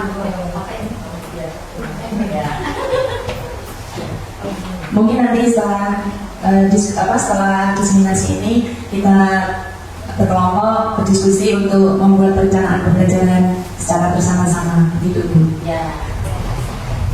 Usul yang bagus Ibu. Ya, nanti kita akan laksanakan setelah kegiatan ini ya. Mungkin ada lagi? Cukup? Oh ya, terima kasih atas waktu yang diberikan, atas saran yang diberikan. Terima kasih atas perhatiannya. Selamat pagi. Assalamualaikum warahmatullahi wabarakatuh. Saya akan melanjutkan untuk modul yang selanjutnya, yaitu inquiry kolaboratif. Langsung saja ya, oke. Di sini ada pengertian inquiry kolaboratif, menjelaskan konsep dasar, prinsip dan lain-lain yang mendasari inquiry tersebut dalam konteks peningkatan pembelajaran. Yang kedua, siklus inquiry kolaboratif menguraikan 4 tahap, yaitu assess, design, implement, dan measure atau reflect atau check, serta bagaimana setiap tahap dijalankan secara berkelanjutan dan berbasis pengalaman nyata di kelas. Yang ketiga yaitu nanti ada penerapan inquiry kolaboratif untuk mengintegrasikan strategi dialog terbuka antara guru dan pemangku kepentingan lainnya melalui dialog terbuka. Guru dapat berbagi ide, tantangan, dan refleksi yang memungkinkan perbaikan dalam proses pengajaran. Selain itu, refleksi berbasis data membantu untuk menganalisis kekuatan dan kelemahan pembelajaran yang telah diterapkan, sehingga memungkinkan penyesuaian strategi yang lebih tepat. Nah, di sini kita perjelas lagi bahwa inquiry itu adalah sebuah pendekatan berbasis tim, yang namanya juga kolaboratif atau kolaborasi, yang memungkinkan guru untuk bekerja sama dalam mengidentifikasi tantangan di kelas, merancang strategi pembelajaran dan berkelanjutan refleksi serta menyempurnakan praktek pengajaran. Pendekatan ini bersifat reflektif dan berbasis data, berfokus pada proses kolaboratif yang tidak hanya bertujuan meningkatkan hasil belajar, tetapi juga mengembangkan profesionalisme guru melalui analisis data dan perbaikan strategi pembelajaran secara bersama-sama. Nah, menurut Quinn dan kawan-kawannya di tahun 2020, inquiry itu adalah suatu proses terstruktur yang memungkinkan guru untuk bekerja sama dalam rangka satu, mengidentifikasi tantangan nyata di kelas baik yang bersifat akademis maupun yang non akademis. Yang kedua yaitu mendesain strategi pembelajaran yang tepat dan sesuai dengan kebutuhan murid. Dan ketiga, menerapkan strategi tersebut sambil melakukan refleksi terhadap penerapannya untuk kemudian menyempurnakan praktek pengajaran yang ada. Inquiry kolaboratif adalah sebuah siklus yang berfokus pada 4 komponen. Yang seperti tadi ada asas, ada desain, ada implement, measure, reflect, and change. Dalam siklus ini, guru tidak hanya menandakan pengalaman pribadi, tetapi juga bekerja dengan pemimpin sekolah dan pemangku kepentingan lainnya untuk menghasilkan tindakan yang lebih berbasis data dan bukti nyata. Nah, di sini ada prinsip inquiry kolaboratif. Yang pertama adalah berbasis data dan bukti. Setiap keputusan dalam inquiry kolaboratif didasarkan pada data nyata yang diambil dari hasil pengamatan di kelas. Yang kedua, kolaborasi yang setara dan bermakna. Dalam inquiry kolaboratif, semua peserta, guru, kepala sekolah, orang tua murid atau mitra pendidikan berpartisipasi memberikan masukan berharga. Yang ketiga, budaya profesional dan terbuka dan reflektif. Inquiry kolaboratif mendorong guru untuk terus melakukan refleksi mendalam terhadap praktek pengajaran mereka. Setiap fase dalam siklus inquiry melibatkan pertanyaan reflektif yang kritis. Yang keempat adalah terstruktur tetapi fleksibel. Nah, meskipun mengikuti siklus yang sistematis, harus ada tahapan-tahapannya, yaitu ada asas, desain, implement, measure, atau reflect, atau check. Inquiry kolaboratif tetap harus fleksibel di dalamnya itu. 5. Fokus pada pembelajaran dan hasil murid.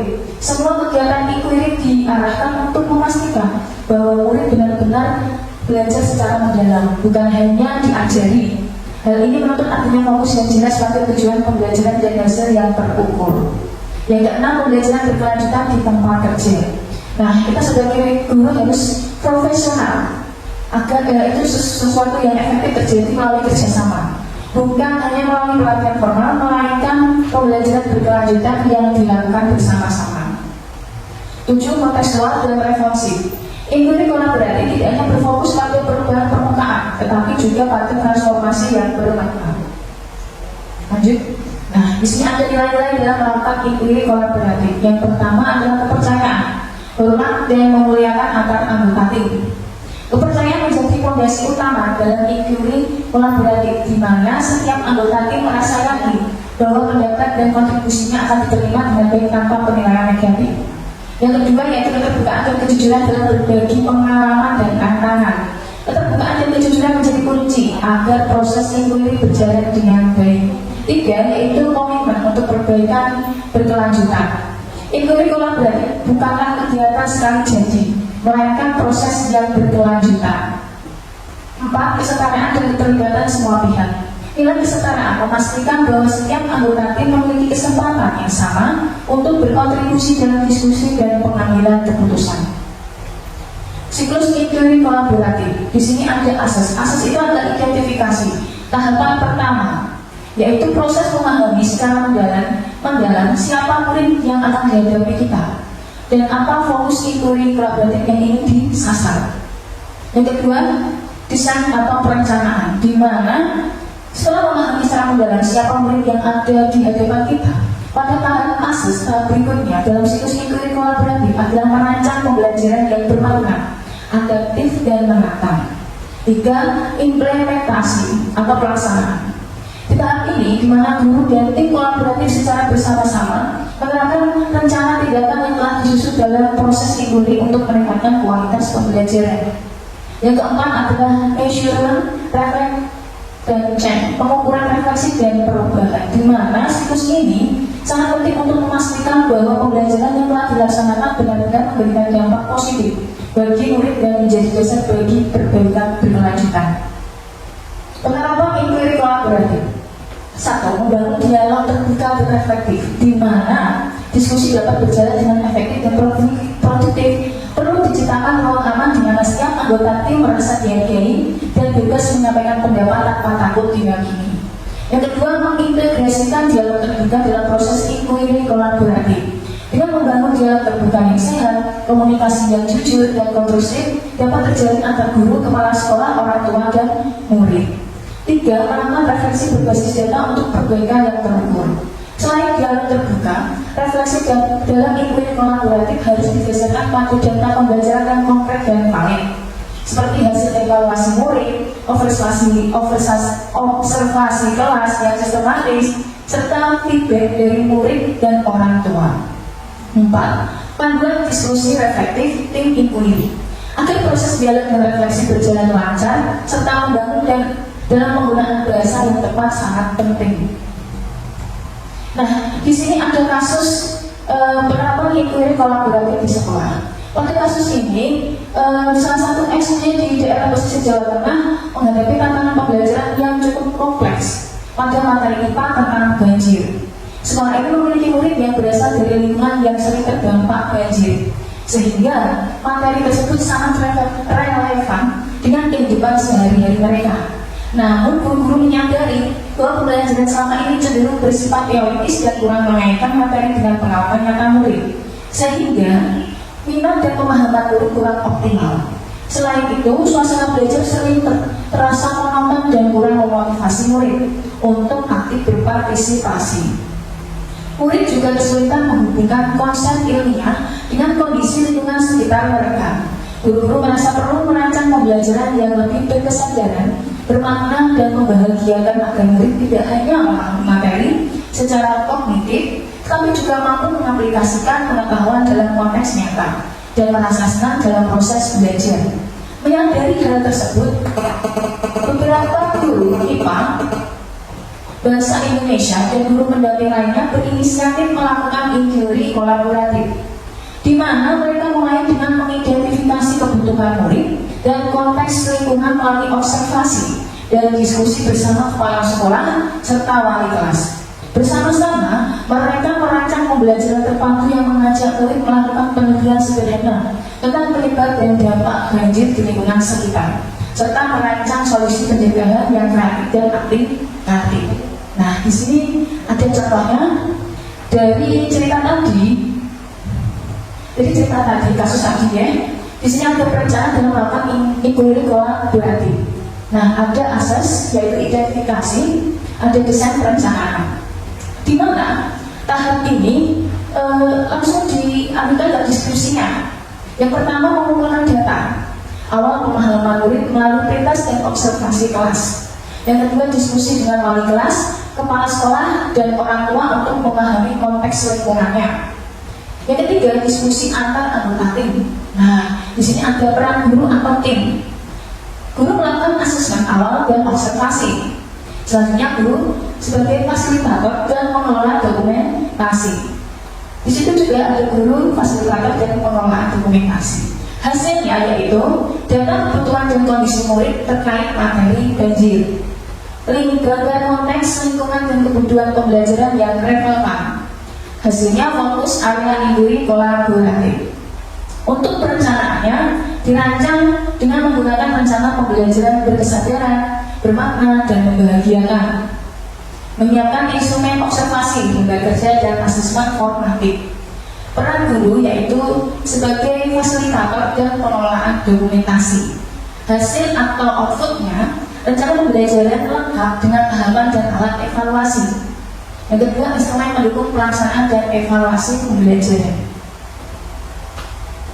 Maju. Nah, implementasinya di deskripsinya melaksanakan pembelajaran dengan observasi lapangan dan pengumpulan data oleh murid secara berkelompok. Yang kedua, yaitu murid membuat produk kreatif seperti poster, presentasi berdasarkan hasil inquiry. Yang ketiga, diskusi terbuka antar anggota tim untuk evaluasi proses pembelajaran.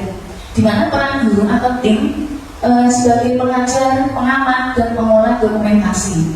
Hasil outputnya, data lapangan dari hasil pengamatan proses pembelajaran.